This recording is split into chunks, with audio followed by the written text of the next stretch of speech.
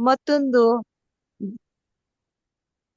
ದಿನವನ್ನ ನೋಡ್ತಕ್ಕಂಥ ಸೌಭಾಗ್ಯವನ್ನ ಸಣ್ಣ ಹಿಂಡಾಗಿ ಕೂಡಿ ಬಂದಿರತಕ್ಕಂತ ಎಲ್ಲಾ ಬೋಧಕರಿಗೂ, ಹಿರಿಯರಿಗೂ, ಸಹೋದರ ಸಹೋದರಿಯರಿಗೂ ಯೇಸು ಕ್ರಿಸ್ತನ ಸುಮಧುರ ನಾಮದಲ್ಲಿ ಬೋಧಕರಾದ ಎಂ ರಾಜುರವರ ಪರವಾಗಿ ತಮ್ಮೆಲ್ಲರನ್ನು ಪ್ರೀತಿಪೂರ್ವಕವಾಗಿ ಸ್ವಾಗತಿಸುವಂತವಳಾಗಿದ್ದೇನೆ. ಈ ಒಂದು ಸಮಯದಲ್ಲಿ ನಾವು ಸಭಾ ಶಾಲೆಯ ಪಾಠವನ್ನ ಪ್ರಾರಂಭಿಸುವ ಮುಂಚಿತವಾಗಿ ಬೋಧಕರಾದ ಜಾನ್ಸನ್ ಶರಣಪ್ಪ ಅವರ ಜೊತೆಯಲ್ಲಿ ಪ್ರಾರ್ಥಿಸಿಕೊಳ್ಳುವ. ಪ್ರಾರ್ಥನೆ ಮಾಡಿಕೊಳ್ಳೋಣ. ಪ್ರೀತಿ ಸ್ವರೂಪನ ದೇವರೇ, ನಾಮಕನ ಸ್ತೋತ್ರ ಸ್ವಾಮಿ. ಸಾಯಂಕಾಲ ಸಮಯಕ್ಕಾಗಿ ವಂದನೆ ಸಲ್ಲಿಸ್ತೇವೆ. ದಿನವೆಲ್ಲ ನಮ್ಮ ಜೊತೆಗಿದ್ದು ನಮ್ಮನ್ನು ಆಶೀರ್ವದಿಸಿ ಕಾಪಾಡಿದಕ್ಕೆ ವಂದನೆ ಸಲ್ಲಿಸ್ತೇವೆ ದೇವ. ಮತ್ತೊಂದು ಆವರ್ತಿ ನಿನ್ನ ಸನ್ನಿಧಾನದಲ್ಲಿ ಬಂದಿದ್ದೇವೆ. ನಿನ್ನ ವಾಕ್ಯಗಳನ್ನು ಕಲಿತುಕೊಳ್ಳಲು ಸ್ವಾಮಿ, ನಿನ್ನ ಪ್ರೀತಿಯ ಭಕ್ತರು ಸ್ವಾಮಿ ಎಳ್ಳರ್ ವಿಜಯಕುಮಾರ್ ಅವರು ನಮಗೆ ಪಾಠವನ್ನು ಕಲಿಸುವಾಗ ಸ್ವಾಮಿ ಅದರ ಗೂಢಾರ್ಥವನ್ನು ನಾವು ತಿಳ್ಕೊಳ್ಳಿಕ್ಕೆ ಸಹಾಯ ಮಾಡು. ನಿನ್ನ ಪವಿತ್ರ ಆತ್ಮನ ಜ್ಞಾನ ತಿಳ್ಕೊಂತ ಪಾಲಿಸು.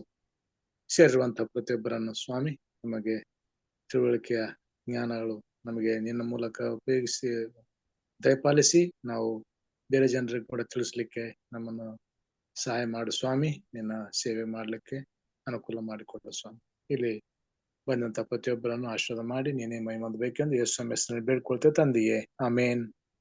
ನಮ್ಮನ್ನು ಪ್ರಾರ್ಥನೆಯಲ್ಲಿ ಮುನ್ನಡೆಸಿದ ಬೋಧಕರಿಗೆ ಧನ್ಯವಾದಗಳನ್ನು ಸಲ್ಲಿಸುವಂತಹಳಾಗಿದ್ದೇನೆ. ಈ ಒಂದು ಸಮಯದಲ್ಲಿ ಕೀರ್ತನೆಗಳಲ್ಲಿ 325ನೇ ಕೀರ್ತನೆಯನ್ನ ಹಾಡ್ಕೊಳ್ಳೋಣ. ಬೋಧಕರಾದ ಎಂ ರಾಜುರವರು ಹಾಡುವಂತವರಾಗಿದ್ದಾರೆ. ಪರಲೋಕ ನಮ್ಮ ತಂದೆ. 325.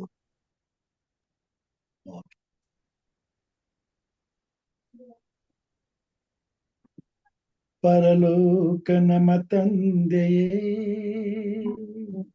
ನಿನ್ನ ನಾಮವು ಪವಿತ್ರವಾಗಲಿ, ನಿನ್ನ ರಾಜ್ಯ ಬರಲಿ. ಪರಲೋಕ ನಮ್ಮ ತಂದೆಯೇ, ನಿನ್ನ ನಾಮವು ಪವಿತ್ರವಾಗಲಿ, ನಿನ್ನ ರಾಜ್ಯ ಬರಲಿ. ಪರಲೋಕದಲ್ಲಿ ನಿನ್ನ ಚಿತ್ತ ಭೂಲೋಕದಲ್ಲಿ ನೆರವೇರಲಿ. ಪರಲೋಕದಲ್ಲಿ ನಿನ್ನ ಚಿತ್ತ ಭೂಲೋಕದಲ್ಲಿ ನೆರವೇರಲಿ. ಪರಲೋಕ ನಮ್ಮ ತಂದೆಯೇ, ನಿನ್ನ ನಾಮವು ಪವಿತ್ರವಾಗಲಿ, ನಿನ್ನ ರಾಜ್ಯ ಬರಲಿ. ಅನುದಿನದಾಹಾರವನ್ನು ಈ ಹೊತ್ತು ನಮಗೆ ದಯಪಾಲಿಸು. ಅನುದಿನದಾಹಾರವನ್ನು ಈ ಹೊತ್ತು ನಮಗೆ ದಯಪಾಲಿಸು. ಪರಲೋಕ ನಮ್ಮ ತಂದೆಯೇ, ನಿನ್ನ ನಾಮವು ಪವಿತ್ರವಾಗಲಿ, ನಿನ್ನ ರಾಜ್ಯ ಬರಲಿ. ನಮಗೆ ತಪ್ಪು ಮಾಡಿದವರನ್ನು ಕ್ಷಮಿಸು, ನೀನು ಕ್ಷಮಿಸು. ನಮಗೆ ತಪ್ಪು ಮಾಡಿದವರನ್ನು ಕ್ಷಮಿಸಲು ನೀನು ಕ್ಷಮಿಸು. ಪರಲೋಕ ನಮ್ಮ ತಂದೆಯೇ, ನಿನ್ನ ನಾಮವು ಪವಿತ್ರವಾಗಲಿ, ನಿನ್ನ ರಾಜ್ಯ ಬರಲಿ. ಶೋಧನೆಯೊಳಗೆ ಸೇರಿಸದೆ ಕೆಡಿನಿಂದ ನಮ್ಮ ತಪ್ಪಿಸು. ಶೋಧನೆಯೊಳಗೆ ಕೇರಿಸದೆ ಕೇಡಿನಿಂದ ನಮ್ಮ ತಪ್ಪಿಸು. ಪರಲೋಕ ನಮ್ಮ ತಂದೆಯೇ, ನಿನ್ನ ನಿನ್ನ ನಾಮವು ಪವಿತ್ರವಾಗಲಿ, ನಿನ್ನ ರಾಜ್ಯ ಬರಲಿ. ಆಮೆನ್. ಕೀರ್ತನೆಯೊಡನೆ ದೇವರನ್ನ ಸ್ತುತಿಸಿದ ಬೋಧಕರಿಗೆ ವಂದನೆಗಳನ್ನ ಸಲ್ಲಿಸ್ತೇನೆ. ಈ ಒಂದು ಸಮಯವು ಸಭಾ ಶಾಲೆಯನ್ನ ಕಲಿತಕ್ಕಂತ ಒಂದು ಸಮಯವಾಗಿದೆ. ಈ ಸಮಯದಲ್ಲಿ ಹಿರಿಕರಾದ ವಿಜಯ್ ಕುಮಾರ್ ಅವರು ಈ ದಿನದ ಸಭಾ ಶಾಲೆಯ ಪಾಠವನ್ನ ನಮಗೆ ತಿಳಿಸಿಕೊಡುವಂತವರಾಗಿದ್ದಾರೆ. ಹಿರಿಕರನ್ನ ಪ್ರೀತಿಪೂರ್ವಕವಾಗಿ ಯೇಸು ಕ್ರಿಸ್ತನ ಹೆಸರಿನಲ್ಲಿ ಸಭಾ ಶಾಲೆಯ ಪಾಠವನ್ನ ಕಲಿಸಿಕೊಡಲು ಸ್ವಾಗತಿಸುವಂತವಳಾಗಿದ್ದೇನೆ. ಹಿರಿಕರೇ, ಇದು ನಿಮ್ಮ ಅಮೂಲ್ಯ ಸಮಯವಾಗಿದೆ. ವಂದನೆಗಳು ಸಿಸ್ಟರ್. ಕರ್ತನ ಪರಿಶುದ್ಧ ನಾಮಕ್ಕೆ ಸ್ತೋತ್ರವನ್ನು ಸಲ್ಲಿಸ್ತಾ ಬೆಳಗ್ಗೆಯಿಂದ ಸಂಜೆಯವರೆಗೂ ದೇವರು ನಮ್ಮನ್ನು ಸಂರಕ್ಷಿಸಿ ನಡೆಸಿ ಅದನ್ನ ಕೃಪೆ ಹೇಳಿದಾವಲ್ಲಿ ನಮ್ಮನ್ನ ಚಿಕ್ಕ ಹಿಂಡಾಗಿ ಬಂದು ಆತನ ವಿಷಯದಲ್ಲಿ ಆಸಕ್ತಿಯಿಂದ ನಾವು ಪಾಠಗಳನ್ನ ಕಲಿಯುವಂತ ಒಂದು ಅವಕಾಶವನ್ನು ಮಾಡಿಕೊಡೋದಕ್ಕೆ ಆತನ ನಾಮಕ್ಕೆ ಸ್ತೋತ್ರವನ್ನು ಸಲ್ಲಿಸೋಣ. ಹಾಗಾಗಲಿ ಸ್ವಾಮಿ, 2ನೇ ತ್ರೈಮಾಸಿಕದ ನೆನ್ನೆ ಪಾಠವನ್ನು ಕಲಿತ ಕೀರ್ತನೆಗಳ ದೇವರ ಶುಭ ಸಂದೇಶ ಭಾಗ 2 ಬಗ್ಗೆ ನಾವು ಕಲ್ತಿದೀವಿ. ಈಗ ಬರುವಾಗ ಇವತ್ತು ನಾವು ಕಲಿಬೇಕಾದ್ರೆ ತ್ರೈಮಾಸಿಕ ಮಂಗಳವಾರ ಪಾಠಕ್ಕೆ ನಾವು ಬಂದಿದ್ದೀವಿ. ದೇವರ ಕಾಲ ಕೆಳಗೆ, ಅಂಡರ್ ಈಸ್ ಫೀಟ್.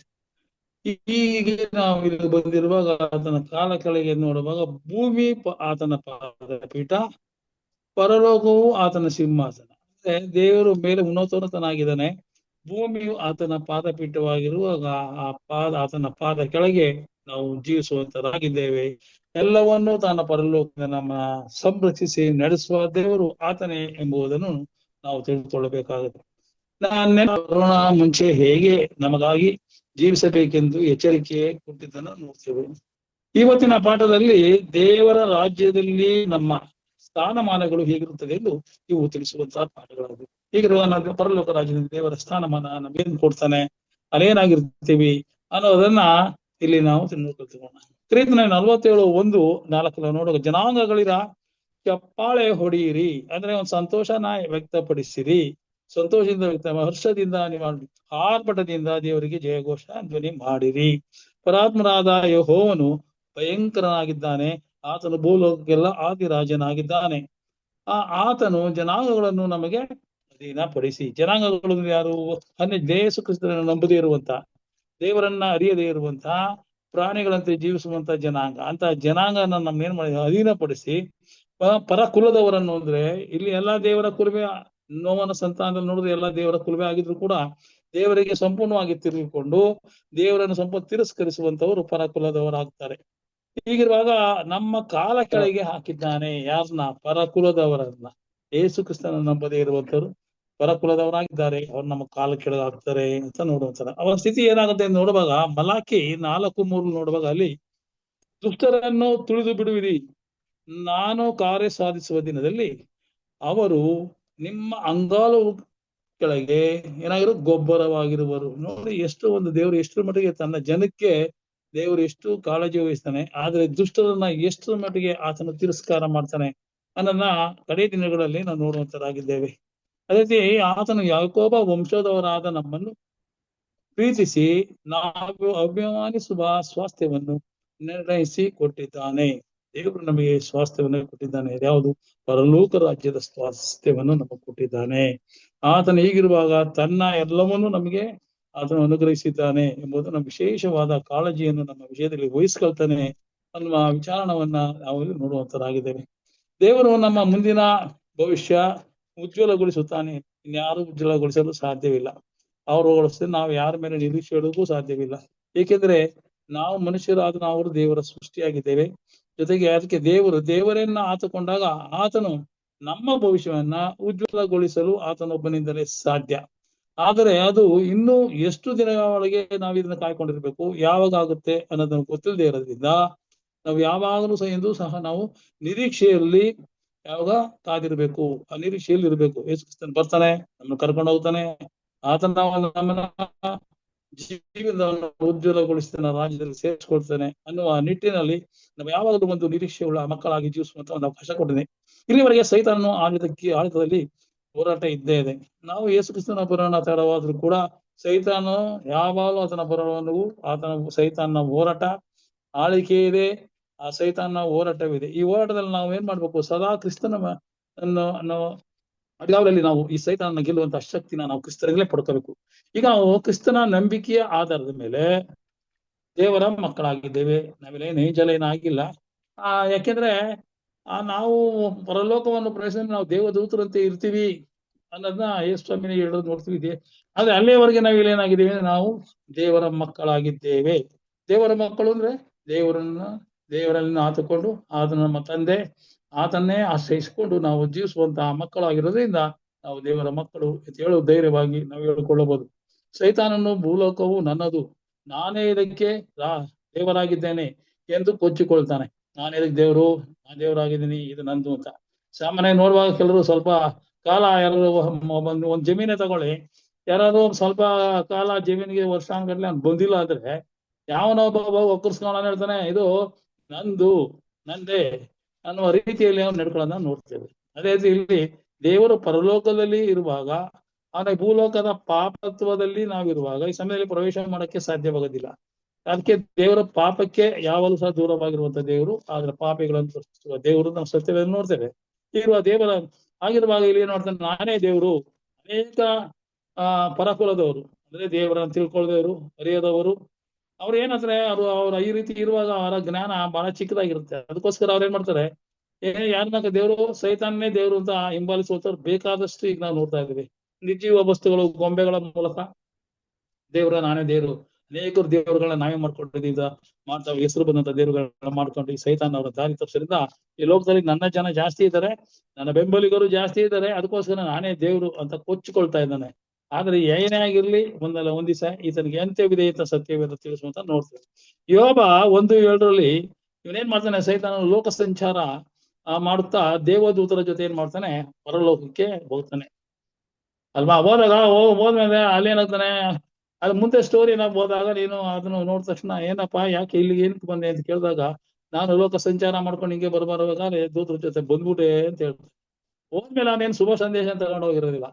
ಯೋಬ ಮೇಲೆ ಕೆಟ್ಟದಾಗಿ ದೂರುವಂತೆ ಆತನು ಅಲ್ಲಿ ಪ್ರವೇಶ ಮಾಡಿ. ಸೈತಾನ ಯಾವಾಗಲೂ ಮತ್ತೊಬ್ಬನ ರಕ್ಷಿಸುವ ಯೋಜನೆ ಇಲ್ಲ, ಪ್ರತಿಯೊಬ್ಬನ ಹಾಳು ಮಾಡುವ ರೀತಿಯಲ್ಲೇ ಆತ ಈ ಲೋಕದಲ್ಲಿ ಕೆಲಸ ಮಾಡ್ತಾ ಇದ್ದಾನೆ. ಆದ್ರೆ ಈ ತರ ಮಾಡ್ತಾ ಇದ್ದಾನೆ. ಹೀಗಿರುವಾಗ ಈ ಸೈತಾನನ ಈ ಕೃತ್ಯಗಳು ಹೇಗೆ ಅಡಗಿಸಿ ಬಿಟ್ಟನು ಅಂತಂದ್ರೆ ಇದನ್ನ ಯೇಸು ಕ್ರಿಸ್ತನು ಅಡಗಿಸಿ ಬಿಟ್ಟನು. ಈಗ ನಾವು ನೋಡುವಾಗ ಕ್ರಿಸ್ತನು ನಮಗೋಸ್ಕರ ತನ್ನ ಪ್ರಾಣವನ್ನು ಕೊಟ್ಟು ಶಿಲುಬೆ ಮೇಲೆ ಏನ್ ಮಾಡ್ತಾನೆ? ತಾನು ಹೋರಾಡಿ ಪಾಪ ರೈತನಾಗಿ ಜೀವಿಸಿ ಲೋಕದಲ್ಲಿ ಸೈತಾನನ್ನು ಅಡಗಿಸಿ ಬಿಟ್ಟಿದ್ದರಿಂದ ಸೈತಾನನ್ನು ಏನ್ ಮಾಡಿದ ನಾಶನಕ್ಕೆ ಇಡಲ್ಪಟ್ಟಿದೆ. ಇದರಿಂದ ಅವನು ಪರಲೋಕ ರಾಜ್ಯಕ್ಕೆ ಪ್ರವೇಶಿಸುವ ಅವಕಾಶ ಇಲ್ಲ. ಮೊದಲ ಹೋಗ್ತಾ ಇದ್ದು, ಈಗ ಸೈತಾನನು ಯೇಸು ಕ್ರಿಸ್ತನ ವಿಷಯದಲ್ಲಿ ಆತನಿಗೆ ವಿರುದ್ಧ ಹೋರಾಟ ಮಾಡಿ ಆತನಿಗೆ ಕೊಲೆ ಮಾಡಿ ಕೊಲೆಗಾರನಾಗಿ ಅನೇಕ ಸುಳ್ಳುಗಳಿಂದ ಜನರನ್ನ ದಾರಿ ತಪ್ಪಿಸುವಂತದ್ದು ಪರಲೋಕ ದೂತರಿಗೂ ಗೊತ್ತಾಯ್ತು. ಇಡೀ ಬೇರೆ ಲೋಕದ ಎಲ್ಲಾ ದೂತರಿಗೂ ಈ ಸೈತಾನನ ಯಾರ ಗುಣ ಏನು, ಸ್ವಾರ್ಥತೆ ಏನು, ಎಷ್ಟು ಸ್ವಾರ್ಥನೇನು ಅಂತ ತಿಳ್ಕೊಂಡು ನಿಜ ಯೇಸು ಕ್ರಿಸ್ತನ ಒಂದು ಒಳ್ಳೆತನವನ್ನ ಸಂಪೂರ್ಣವಾಗಿ ಕೆಟ್ಟದಾಗಿ ಬಳಸ್ಕೊಂಡವನು ಶಿಲುಬೆಗೆ ಆತನು ಹೋಗಿ ಪ್ರಾಣ ಬಿಡುವವರೆಗೂ ಹೋರಾಟ ಮಾಡಿದಂತ ಸೈತಾನ. ಈಗಿರುವಾಗ ಎಲ್ಲರೂ ಈ ಸೈತಾನನ್ನ ಯೋಚಿಸುವಂತಹ ಒಂದು ಕಾಲ ಬಂತು. ಆಗಿ ಸೈತಾನ ಸಂಪೂರ್ಣವಾಗಿ ಸೋತಾಗಿ ಅವನು ಪರಲೋಕವನ್ನ ಈಗ ಪ್ರವೇಶಿಸುವ ಸಾಧ್ಯತೆ ಇಲ್ಲ. ನಾಶನಕ್ಕೆ ಆತನು ಇಡಲ್ಪಟ್ಟಿದ್ದಾನೆ ಅಂತ ನೋಡ್ತೀವಿ. ಆದಿಕಾಂಡ 13:17 ನೋಡುವಾಗ ಇಲ್ಲಿ ಅಬ್ರಾಮನಿಗೆ ನೀನಿರುವ ಸ್ಥಳದಿಂದ 4 ದಿಕ್ಕುಗಳಿಗೂ ಕಣ್ಣೆತ್ತಿ ನೋಡು. ಅವನಿಗೆ ಒಂದು ಸ್ಥಳದಲ್ಲಿರುವಂತಹ ಕಾನಾನ್ ದೇಶದಲ್ಲಿ ಅವನಿರುವಂತಹ ಸ್ಥಳದಲ್ಲಿ ಕಣ್ಣೆತ್ತು ನೋಡು. ನೀನೆದ್ದು ಆ ದೇಶದ ಎಲ್ಲಾ ಕಡೆಗಳಲ್ಲಿಯೂ ತಿರುಗಾಡು ನೋಡೋಣ.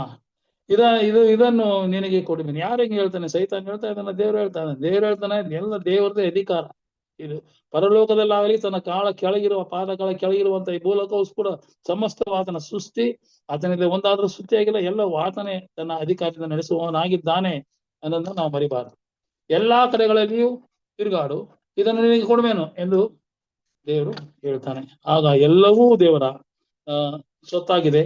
ಇಲ್ಲಿ ಸೈತಾನ್ ಅನ್ನೋದು ಏನು ಇಲ್ಲ, ಎಲ್ಲಾ ದೇವರದೇ ಸ್ವತ್ತು ಎಂಬುದನ್ನು ನಾವು ಅರ್ಥಕೊಳ್ಬೇಕು. ಹಾಗೆ ನಾವು ನಿರೀಕ್ಷಿಸುವಂತಹ ಒಂದು ಪರಲೋಕ, ಆ ಲೋಕಕ್ಕೆ ನಾವು ದೇವ್ರು ನಮ್ಮನ್ನು ಹೇಗೆ ನಡೆಸ್ತಾನೆ, ಏನಾಗುತ್ತೆ ಮುಂದೆ ಅನ್ನುವ ಸ್ಥಿತಿ ನಾವು ನೋಡುವಾಗ ಇಲ್ಲಿ 1 ಥೆಸಲೋನಿಕ 4:13-17 ಬರೋಣ. ಅದೇನು ಬರೆಯಲ್ಪಟ್ಟಿದೆ? ಸಹೋದರರೇ, ನಿದ್ರೆ ಹೋಗುವವರ ಗತಿ ಏನೆಂದು ನೀವು ತಿಳಿಯದೆ ಇದ್ದು ನಿರೀಕ್ಷೆ ಇಲ್ಲವರಂತೆ ದುಃಖಿಸುವುದು ನಮ್ಮ ಮನಸ್ಸಿಗೆ ಒಪ್ಪೋದಿಲ್ಲ ಅಂತ ಪೌಲ ಹೇಳ್ತಾನೆ. ಯಾಕಂದ್ರೆ ನೀವು ಏನು ನಿರೀಕ್ಷೆ ಇಲ್ಲದೆ ಅನ್ಯ ಕುಲದವರಂತೆ ನಿರೀಕ್ಷೆ ಇಲ್ಲದೆ ಏನಾದ್ರು ಒಬ್ಬ ಪ್ರಾಣ ಬಿಟ್ರೆ ಕೀರಾಡೋದು, ಗೋಳಾಡೋದು, ಒದ್ದಾಡೋದು, ಮೈ ಪರಚ್ಕೊಳ್ಳೋದು, ಇದೆಲ್ಲ ನೀವು ಯಾಕೆ ಮಾಡ್ತಾ ಇದ್ದೀರಾ? ಸಹೋದರ, ನಿದ್ರೆಯವರ ಗತಿ ಏನಂತ ನಿಮ್ಗೆ ಗೊತ್ತಿಲ್ವಾ? ನೋಡಿ ಹೇಳ್ತೀನಿ, ಇದು ನಿರೀಕ್ಷೆ ಇಲ್ಲದವರಂತೆ ದುಃಖಿಸುವುದು ನಮ್ಮ ಮನಸ್ಸಿಗೆ ಒಪ್ಪೋದಿಲ್ಲ ಅಂತ ಹೇಳ್ತಾನೆ. ಯಾಕೆ ಅಂತ ಹೇಳ್ಬೇಕಾದ್ರೆ, ಯೇಸು ಸತ್ತು ಜೀವಿತನಾಗಿ ಎದ್ದನೆಂದು ನಾವು ನಂಬಿದ ಮೇಲೆ, ಯೇಸು ಸ್ವಾಮಿಯವರು ಸತ್ತೋದ್ರು, ಆದ್ರೆ ಅವ್ರು ಸಾಯಲಿಲ್ಲ, ಮತ್ತೆ ಜೀವಿತನಾಗಿ ಅವನು ಪರಲೋಕದಲ್ಲಿ ಮಹಾಯಾಜಕನಾಗಿ ತಂದೆ ಬಲವಾದ್ಕೊಂಡು ಇವತ್ತು ನಮ್ಮ ನ್ಯಾಯ ವಿಚಾರಣೆ, ನ್ಯಾಯ ತೀರ್ಪು, ವಿಚಾರಣೆ ಎಲ್ಲ ಇರುವಾಗ ನಾವು ಆತನ ನಾವು ಯಾವಾಗಲೂ ಪ್ರಾರ್ಥಿಸ್ತಾನೆ ಇದ್ದೀವಿ. ಆತನ ಸಂಪರ್ಕ ಯಾವಾಗಲೂ ನಮ್ಗೆ ಇದ್ದೇ ಇದೆ. ಪ್ರತಿದಿನ ದೇವರನ್ನ ಆರಿಸ್ತೀವಿ, ಕ್ರಿಸ್ತನ ಜೊತೆಯಲ್ಲಿ ಇದೀವಿ. ಹೀಗಿರುವಾಗ ಕ್ರಿಸ್ತನ ಜೀವಿತನಾಗಿರ್ಬೇಕು, ಕ್ರಿಸ್ತನ ನಮ್ಮೊಂದಿಗಿರುವಾಗ ನಾವು ಯಾಕೆ ಇನ್ನು ದುಃಖಿಸ್ಬೇಕು? ನಾವು ನಂಬಿದ ಮೇಲೆ ಅದರಂತೆ ಯೇಸುವಿನಲ್ಲಿ ಇದ್ದುಕೊಂಡು ನಿದ್ರೆ ಹೋದವರು ಸಹ ದೇವರು ಆತನೊಂದಿಗೆ ಕರ್ಕೊಂಡು ಬರುವನೆಂದು ನಾವೇನ್ ಮಾಡ್ಬೇಕು? ನಂಬಬೇಕಲ್ವೇ? ಯೇಸು ಸ್ವಾಮಿ ಈಗ ಪರಲೋಕದಲ್ಲಿದ್ದಾನೆ, ಆತನ ಜೀವಿತನ ಗೆದ್ದಿದ್ದಾನೆ. ಹೀಗಿರುವಾಗ ಸತ್ತೋದ್ರೆ ಯಾರು ಸಹ ಪುನರುತ್ಥಾನವನ ಮೂಲಕವಾಗಿ ದೇವರು ಪರಲೋಕ ರಾಜ್ಯಕ್ಕೆ ಸೇರಿಸ್ತಾನೆ ಅನ್ನುವ ಸತ್ಯವೇದದಲ್ಲಿ ಅನೇಕ ವಚನಗಳು ಕೊಡಲ್ಪಟ್ಟಿದೆ. ಹೀಗಿರುವಾಗ ನೀವು ಯಾಕೆ ಹಿಂಗ್ ಮಾಡ್ತೀರಿ? ಆತನಲ್ಲಿ ನೀವು ಪರಲೋಕಕ್ಕೆ ಹೋಗುವ ಸಾಧ್ಯತೆ ಇರೋದ್ರಿಂದ ನೀವೇನ್ ಮಾಡ್ತೀರಿ? ಸತ್ತು ನೀವು ಎಂದಿಗೂ ಸಾಯೋದಿಲ್ಲ, ನನ್ನ ನಂಬುತ್ತಾ ಬದುಕುವನು ಎಂದಿಗೂ ಸಾಯೋದಿಲ್ಲ, ಸತ್ತರೂ ಅವನು ನನ್ನ ನಂಬಿ ಜೀವಿಸುವನು, ಸದಾ ಜೀವಿಸುವನು ಎಂದು ನಾವು ಸತ್ಯವೇದ ನೋಡ್ತೇವೆ. 11:25 ಯೋಹಾನ. ಹೀಗಿರುವಾಗ ನಂಬಬೇಕಿಲ್ಲ. ನಾವ್ಯಾವ್ದು ಏನ್ ಮಾಡ್ಬೇಕು? ಯೇಸು ಕ್ರಿಸ್ತನ ಆತನಲ್ಲಿ ಕರ್ಕೊಂಡು ಹೋಗ್ತಾನೆ ಅಂತ ನಾವು ನಂಬಬೇಕು. ಅದೇ 15ನೇ ವಚನ ನೋಡುವಾಗ, ನಾವು ಕರ್ತನ ಮಾತಿನ ಆಧಾರದಿಂದ ನಿಮಗೆ ಹೇಳುವುದೇನೆಂದರೆ, ಕರ್ತನು ಪ್ರತ್ಯಕ್ಷನಾಗುವವರೆಗೆ ಜೀವನದುಳಿದಿರುವ ನಾವು ನಿದ್ರೆ ಹೋದವರಿಗಿಂತ ಮುಂಚಿತವಾಗಿ ನಾವು ಮುಂಚಿತವಾಗಿ ನಾವು ಹೇಳೋದಿಲ್ಲ. ಯಾಕೆಂದ್ರೆ ಇಲ್ಲಿ ಕರ್ತನು ತಾನೇ ಆಜ್ಞಾಘೋಷದೊಡನೆ, ದೇವರ ತುತೂರಿ ಧ್ವನಿಯೊಡನೆ, ಇವು ಪ್ರಧಾನ ದೂತರ ಶಬ್ದದೊಡನೆಯೂ ಏನ್ ಮಾಡ್ತಾನೆ ಅಂದ್ರೆ ಆಕಾಶದಿಂದ ಇಳಿದು ಬರುವುದನ್ನ ಆಗ ಕ್ರಿಸ್ತನಲ್ಲಿ ಇರುವವರು, ಅಂದ್ರೆ ಯೇಸು ಕ್ರಿಸ್ತನನ್ನು ನಂಬಿ ಆತನ ನಿರೀಕ್ಷೆಯಲ್ಲಿ ಈಗ ನಮ್ಮ ಸ್ವಾಮಿ ಯಾವಾಗ ಬರ್ತಾನೋ ಅಂತ ಕಾಯ್ಕೊಂಡಿರೋರು, ಭಯಭಕ್ತಿಯಿಂದ ದೇವರನ್ನು ಆರಿಸುವವರು, ಇವರೆಲ್ಲರೂ ಸಹ ಒಂದು ನಿರೀಕ್ಷೆಯಲ್ಲಿ ಜೀವಿಸ್ತಾರೆ. ಇವರು ಇಳಿದು ಬರುವುದನ್ನು ಕಾಣ್ತಾರೆ. ಇವರು ಸತ್ತವರು ಮೊದಲು ಎದ್ದು ಬರುವರು, ಆಮೇಲೆ ಜೀವನದಿಂದ ಉಳಿದ ನಾವೆಲ್ಲ ಅಂತರಿಕ್ಷದಲ್ಲಿ ಕರ್ತನನ್ನು ಎದುರುಗೊಳ್ಳುವುದಕ್ಕಾಗಿ ಅವರ ಸಂಗಡ ಮೇಘಾರೂಢನಾಗಿ ನಾವು ಒಯ್ಯಲ್ಪಡ್ತೀವಿ ಅಂತ. ನಾವೊಂದು ಶರೀರಧಾರಿಗಳಿಗೆ ಹೋಗೋದಿಲ್ಲ, ಮೇಘಾರೂಢಾಗಿ ನಾವು ಒಯ್ಯಲ್ಪಟ್ಟು ನಾವು ಪರಲೋಕದಲ್ಲಿ ನಾವು ಮೊದಲು ಸತ್ತು ಹೋದವರು ಯೇಸು ಕ್ರಿಸ್ತನ ಗುಂಪಾಗಿದ್ರೆ ನಾವು ಸಹ ಹೋಗಿ ಆ ಒಂದು ಗುಂಪಿನಲ್ಲಿ ಸೇರಿಕೊಂಡು ಆದಾಯ ನೋಡ್ತೀವಿ. ಇಲ್ಲಿ ಮೊದಲನೇನು ಕಡೆಯವನು ಇದನ್ನ ರೀತಿ ಬರೋದಿಲ್ಲ. ಎಲ್ಲರೂ ಒಟ್ಟಿಗೆ ಮೊದಲು ಸತ್ತವನು ಅವನು ಕಡೆಯಲ್ಲಿ ಸತ್ತವನು ಎಲ್ಲರೂ ಸಹ ಪರಲೋಕ ರಾಜ್ಯಕ್ಕೆ ಸೇರುವುದಕ್ಕೆ ಯೇಸು ಕ್ರಿಸ್ತನು ತನ್ನವರನ್ನ ಒಂದು ದಿನದ ಗೊತ್ತು ಮಾಡಿ ಕರ್ಕೊಂಡು ಹೋಗ್ತಾನೆ ಅಂತ ನೋಡುವಂತರಾಗಿ ಅವರ ಸಂಗಡ ಮೇಘರೂಢರಾಗಿ ಒಯ್ಯಲ್ಪಡುವು. ಹೀಗೆ ನಾವು ಸದಾ ಕಾಲ ಕರ್ತನ ಜೊತೆಯಲ್ಲಿ ಇರ್ತೇವೆ. ಕರ್ತನ ಆದ ಕಾರಣ ಈ ಮಾತಿನಿಂದ ಒಬ್ಬರನ್ನೊಬ್ಬರು ನೀವೇನ್ ಮಾಡ್ರಿ? ಸಂತೈಸಿ. ಯಾಕಪ್ಪ ದುಃಖ ಪಡಬೇಡಿ, ಯೇಸು ಕ್ರಿಸ್ತನ್ ಬರ್ತಾನೆ, ನಮ್ಮನ್ನ ಕರ್ಕೊಂಡು ಹೋಗ್ತಾನೆ ಅಂತ ಪ್ರತಿಯೊಬ್ಬೊಬ್ಬರನ್ನು, ಸಹೋದರರನ್ನ, ಸಂಬಂಧಿಕರನ್ನ, ಬಂಧು ಬಳಗದಲ್ಲಿ ಯಾರಿದ್ರು ಕ್ರಿಸ್ತನ ನಂಬಿಕೆಯಲ್ಲಿ ಇಲ್ಲದವ್ರನ್ನ ನಾವು ಸಂತೈಸಿ ಏನ್ ಮಾಡ್ಬೇಕು? ಕ್ರಿಸ್ತನ ಬರೋಣದ ವಿಷಯದಲ್ಲಿ ನಾವು ಪ್ರತಿಯೊಬ್ಬರಿಗೂ ತಿಳಿಸ್ತಾ ಆ ಒಂದು ನಿರೀಕ್ಷೆಯಲ್ಲಿ ನಾವು ಜೀವಿಸಬೇಕಾಗಿದೆ ಅನ್ನೋ. ದೇವರು ಸಮಸ್ತಕ್ಕೂ ಒಡೆಯನಾಗಿದ್ದಾನೆ, ಸರ್ವಶಕ್ತನಾಗಿದ್ದಾನೆ, ಅದನ್ನು ಖಂಡಿತ ಬರ್ತಾನೆ ಅನ್ನೋ ನಂಬಿಕೆಯಲ್ಲಿ. 1 ಕೊರಿಂಥ 15ನೇ ಅಧ್ಯಾಯ 52ನೇ ವಚನ ನೋಡುವಾಗ, ಕಡೇ ತುತುರಿಯ ಧ್ವನಿ ಆಗುವಾಗ ನಾವೆಲ್ಲರೂ ಒಂದು ಕ್ಷಣದಲ್ಲಿ ಕಣ್ಣು ರೆಪ್ಪೆ ಬಡಿಯಷ್ಟರೊಳಗೆ ಮಾರ್ಪಡಬೇಕು. ಏನಿದು ಅದ್ಭುತ! ದೇವರು ಎಷ್ಟು ಅದ್ಭುತ ಸ್ವರೂಪನ ನೋಡ್ಬೇಕಾದ್ರೆ ಒಂದೇ ಒಂದು ಕಣ್ಣು ರೆಪ್ಪೆ, ಏನ್ ಒಬ್ಬೊಬ್ಬರಾಗಿ ಲೈನ್ ಆಗಿ ಬನ್ರಿ ಅಂತ ಒಬ್ಬೊಬ್ಬರನ್ನ ಸೆಲೆಕ್ಟ್ ಮಾಡ್ಕರಿ ಅಂತದಲ್ಲ. ಇಲ್ಲಿ ದೇವರ ಶಕ್ತಿ ಏನಂದ್ರೆ ಕ್ಷಣ ಮಾತ್ರದಲ್ಲಿ ನಾವು ಎಷ್ಟೇ ಕೋಟಿ ಜನ ಹೃದಯಗಳನ್ನ ಪರೀಕ್ಷಿಸಿ ನಿಂತವರು ನನ್ನವರು ಎಂಬುದು ತಿಳ್ಕೊಳ್ಳೋ ಶಕ್ತಿ ದೇವರು ಮಾತ್ರ ಇದೆ. ಈಗ ಒಂದು ಕ್ಷಣದಲ್ಲಿ ಕಂಡು ರೆಪ್ಪೆ ಬಡಿಯಷ್ಟರೊಳಗೆ ನಾವೆಲ್ಲ ಮಾರ್ಪಾಡಾಗ್ಬಿಡ್ತೀವಿ. ಮಾರ್ಪಾಡಾಗಿ ನಾವೆಲ್ಲರೂ ಸಹ ದೇವರ ಒಂದು ಸಮಕ್ಷಮದಲ್ಲಿ ಸೇರೋದಕ್ಕೆ ಅವಕಾಶ ಇದೆ. ಈ ಸಮಯದಲ್ಲಿ ದುಷ್ಟರು ಎದೆ ಬಡುಕೊಳ್ಳುತ್ತಾ ತಮಗಾದ ಆಪತ್ತನ್ನು ಕಂಡು, ಬೆಟ್ಟಗಳೇ ನಮ್ಮ ಮೇಲೆ ಬೀಳ್ರಿ. ಆಗ ಏನಾಗತ್ತೆ ಅಂದ್ರೆ ಎಲ್ಲ ಒಯ್ಯಲ್ಪಟ್ಟಾಗ ಬರೀ ದುಷ್ಟರೇ ಉಳ್ಕೊಳ್ಳುವಾಗ ಅವ್ರಿಗೆ ಈ ಮೂಲಕ ಏನಾಗತ್ತೋ ಏನ್ ಗೊತ್ತಿನೋ ಒಂದು ಏನಾಗುತ್ತಪ್ಪ ಇಂಥ ಒಂದು ಸ್ಥಿತಿ ಸಿಕ್ಕಾಗ ನೋಡಿದ್ವಿ ನಾವೆಲ್ಲ, ಏನೇನಾಗುತ್ತೋ ಅಂತ ಭಯಗ್ರಸ್ತರಾಗಿ ಅವ್ರು ಏನ್ ಮಾಡ್ತಾರೆ? ಯಾವ ಆಪತ್ತನ್ನು ನಾವು ಸಂಭವಿಸ್ತದೋ ಅಂತ ಅವ್ರು ಭಯ ಬಿಟ್ಟು ಬೆಟ್ಟಗಳೇ ನಮ್ಮ ಮೇಲೆ ಬೀಳಿರಿ, ಗುಡ್ಡಗಳೇ ನಮ್ಮನ್ನು ಬೆಳೀರಿ.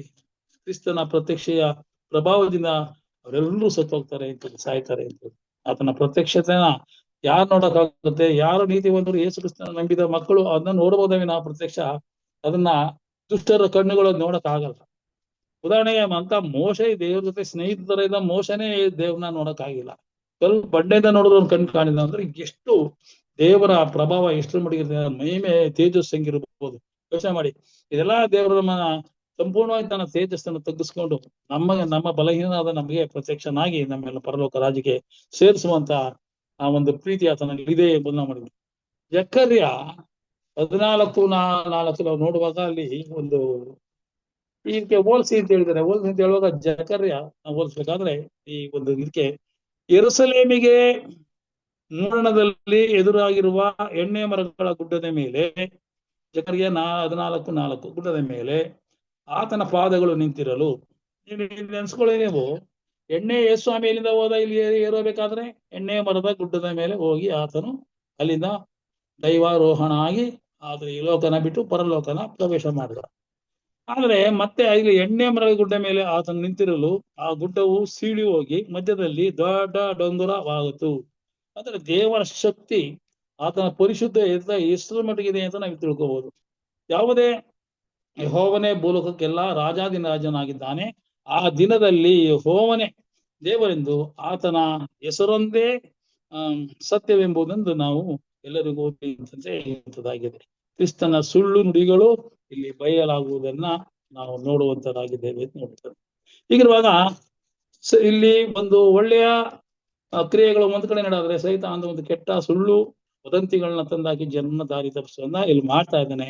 ಅದಕ್ಕೆಲ್ಲವೂ ಸಹ ದೇವರೇ ಸರ್ವಕ್ಕೂ ಒಡೆಯನಾಗಿದ್ದಾನೆ ಎಂಬುದನ್ನ ಇಲ್ಲಿ ಜಕರ್ಯ ತಿಳಿಸುವಂತನಾಗಿದ್ದಾನೆ. ಇಲ್ಲಿ 2ನೇದಾಗಿ ನಾವು ನೋಡುವಾಗ ಇಲ್ಲಿ ಪ್ರಕಟಣೆ 24:5 ತರುವಾಯ ಸಿಂಹಾಸನಗಳನ್ನು ಕಂಡೆನು. ಒಂದ್ ಸಿಂಹಾಸನ, ಸುಮಾರು ಸಿಂಹಾಸನಗಳನ್ನು ಕಂಡೆನು. ಅವುಗಳ ಮೇಲೆ ಜನರು ಕೂತಿದ್ರು. ಯಾವ ಜನರು ಕೂತಿದ್ರು? ದೇವರ ಮೇಲೆ ನಂಬಿಕೆ ಕ್ರಿಸ್ತನಿಗೆ ಪ್ರಾಣವನ್ನು ಕೊಡುವವರು. ಈ ಜನರು ನ್ಯಾಯ ತೀರಿಸುವ ಅಧಿಕಾರ ಅವರಿಗೆ ಕೊಡಲ್ಪಟ್ಟಿತ್ತು. ಅವ್ರಿಗೆ ನ್ಯಾಯ ತೀರಿಸುವ ಅಧಿಕಾರ ಕೊಡಲ್ಪಟ್ಟಿತ್ತು. ಅವ್ರು ನೀತಿವಂತರಾಗಿದ್ರು, ಪಾಪನೆ ಮಾಡಿಲ್ಲ, ಕ್ರಿಸ್ತನಿಗೆ ಅನುಯಾಯಿಗಳಾಗಿರೋದ್ರಿಂದ ಇವ್ರಿಗೂ ಒಂದು ಅವಕಾಶ ಕೊಡಬೇಕು. ಇದಲ್ಲದೆ ಯೆರೂಸಲೇಮಿನ ವಿಷಯದಲ್ಲಿ ಸಾಕ್ಷಿಯ ನಿಮಿತ್ತವಾಗಿಯೂ ದೇವರ ವಾಕ್ಯದ ನಿಮಿತ್ತವಾಗಿಯೂ ತಲೆ ವಹಿಸಿಕೊಂಡವರ ಆತ್ಮಗಳು ಆಮೇಲೆ ಮೃಗಕ್ಕೂ ಅದರ ವಿಗ್ರಹಕ್ಕೂ ನಮಸ್ಕರಿಸದೆ, ಅಂದ್ರೆ ಮೃಗ ಅದರ ವಿಗ್ರಹ ಸೈತಾನನ ಒಂದು ರೂಪ, ನಮಸ್ಕರಿಸದೆ ಹಣೆಯ ಮೇಲಾಗಲಿ ಕೈಯ ಮೇಲಾಗಲಿ ಈ ಗುರುತು ಹಾಕಿಸಿಕೊಳ್ಳದೆ, ಈ ಟ್ಯಾಟೋ ಅಂತಂದ್ರೆ ಹಚ್ಚೆ ಹಾಕಿಸ್ಕೊಳ್ಳೋದು, ಈ ತರ ಗುರುತುಗಳನ್ನ ಹಾಕ್ಸ್ಕೊಳ್ಳೋದನ್ನೇ ಏನ್ ಮಾಡ್ತಾರೆ? ನಾವು ಏನ್ ಮಾಡ್ಬೇಕು? ಇದನ್ನ ಹಾಕ್ಸ್ಕೊಳ್ಳದೆ ಇರುವವರನ್ನು ಕಂಡೇವೆ. ಅಂದ್ರೆ ದೇವರಿಗೆ ತಮ್ಮನ್ನ ಪ್ರತಿಷ್ಠಿಸಿಕೊಂಡು ಈ ಲೋಕದ ಮಲಿನತ್ವದ ಸೈತಾನನ ಕುತಂತ್ರಗಳಿಗೆ ಬಿದ್ದು ಹೋಗದೆ ಅವರೆಲ್ಲ ಏನ್ ಮಾಡ್ತಾರೆ? ಶುದ್ಧತ್ವದಿಂದ ಆ ಒಂದು ಜನರು ಇರುವಂತವರು ಈ ಅನ್ಯ ಜನರು ಈ ಮೇಲೆ ಅವರೆಲ್ಲರೂ ಸಹ ಸಿಂಹಾಸನದಲ್ಲಿ ಕೂತ್ಕೊಂಡು ಏನ್ ಮಾಡ್ತಾರೆ? ಅವರು ಕೂಡ ನ್ಯಾಯ ತೀರಿಸುವಂತಹ ಒಂದು ಅಧಿಕಾರನ ದೇವರು ಕೊಡ್ತಾನೆ. ಯಾಕೆಂದ್ರೆ ಅವರು ದೇವರ ಹೆಜ್ಜೆಗೂ ಸಹ ಆತನನ್ನು ಪ್ರೀತಿಸಿ ಆತನವರಾಗಿರ್ತಾರೆ. ಇವರು ಜೀವಿತರಾಗಿ ಎದ್ದು 1000 ವರ್ಷಗಳು ಕ್ರಿಸ್ತನೊಂದಿಗೆ ಆಳುವರು.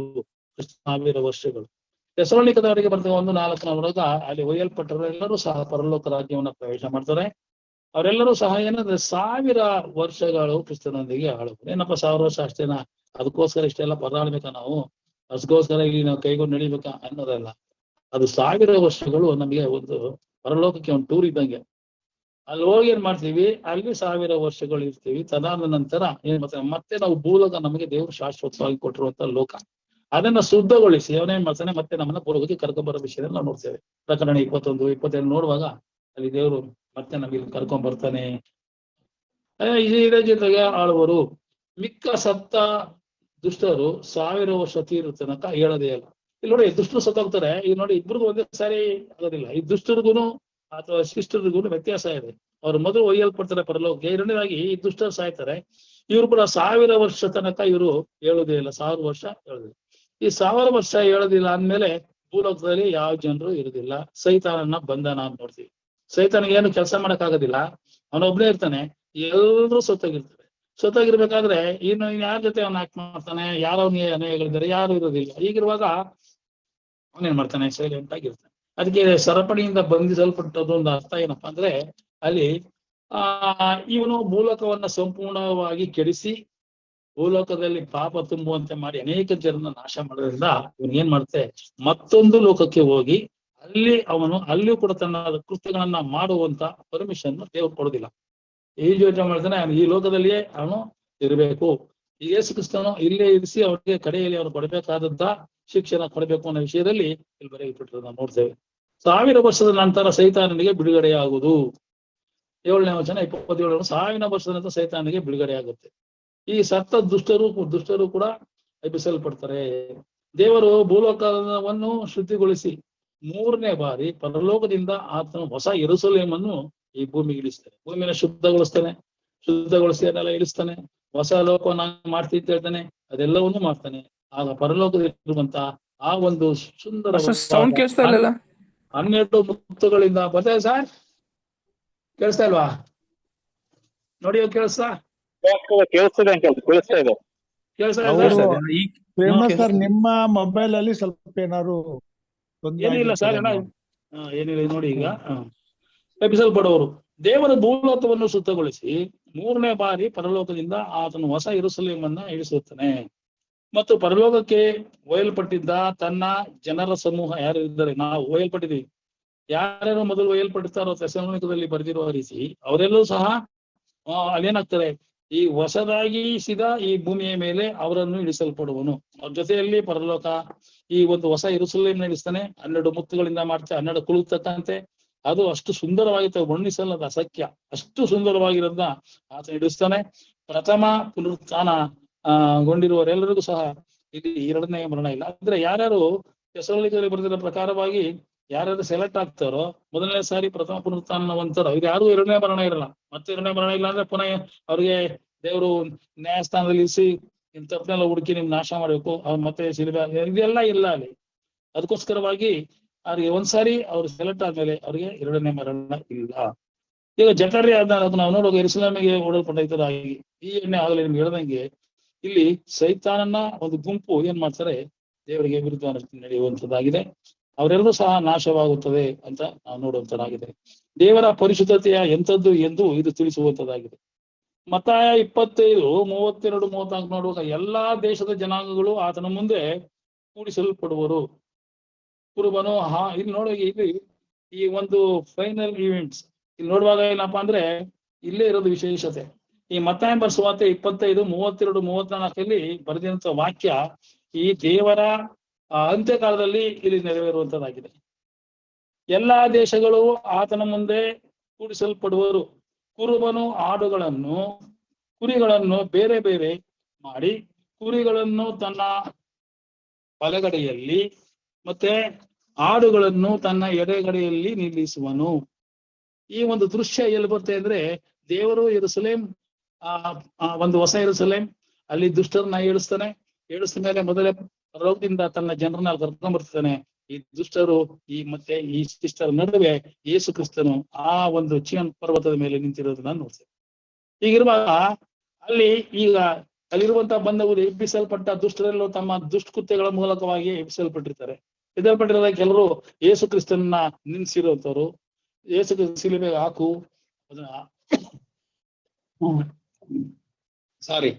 ಆ ದೇಶಕ್ಕೆ ಅನೇಕರು ಶಪಿಸುವಂತವ್ರು, ಇವರೆಲ್ಲರೂ ಸಹ ಇರ್ತಾರೆ. ಜೊತೆಗೆ ಅನೇಕ ಕಳ್ಳರ ತರನೇ ಇರ್ತಾರೆ, ದುಷ್ಟರ ಯಾರು ಯಾವ ಕೃತ್ಯಗಳಿರ್ತಾರೆ ಅವರೆಲ್ಲರೂ ಅದೇ ಸ್ವಭಾವದಲ್ಲಿ ಎಬ್ಬಿಸಲ್ಪಡ್ತಾರೆ. ಆಗ ಸೈತಾನ ಆಕ್ಟಿವ್ ಆಗ್ತಾನೆ. ಓಹೋ ಎಲ್ಲ ಎದ್ರ ಏನ್ ಸೈತಾನ್ ಸುಂದರ ಏನ್ ಮಾಡ್ತಾನೆ, ಬನ್ರಿ ನಾವೆಲ್ಲ ಈ ಅದೊಂದು ಸುಂದರವಾದ ಲೋಕ ನಾವು ಇಷ್ಟು ಜನ ಜಾಸ್ತಿ ಇದೀವಿ, ಅದನ್ನೆಲ್ಲ ನಾವು ವಶಪಡಿಸಿಕೊಳ್ಳೋಣ ಅನ್ನುವ ಲೆಕ್ಕದಲ್ಲಿ ಅವರು ಬರುತ್ತಂದಾಗಿದ್ದಾರೆ.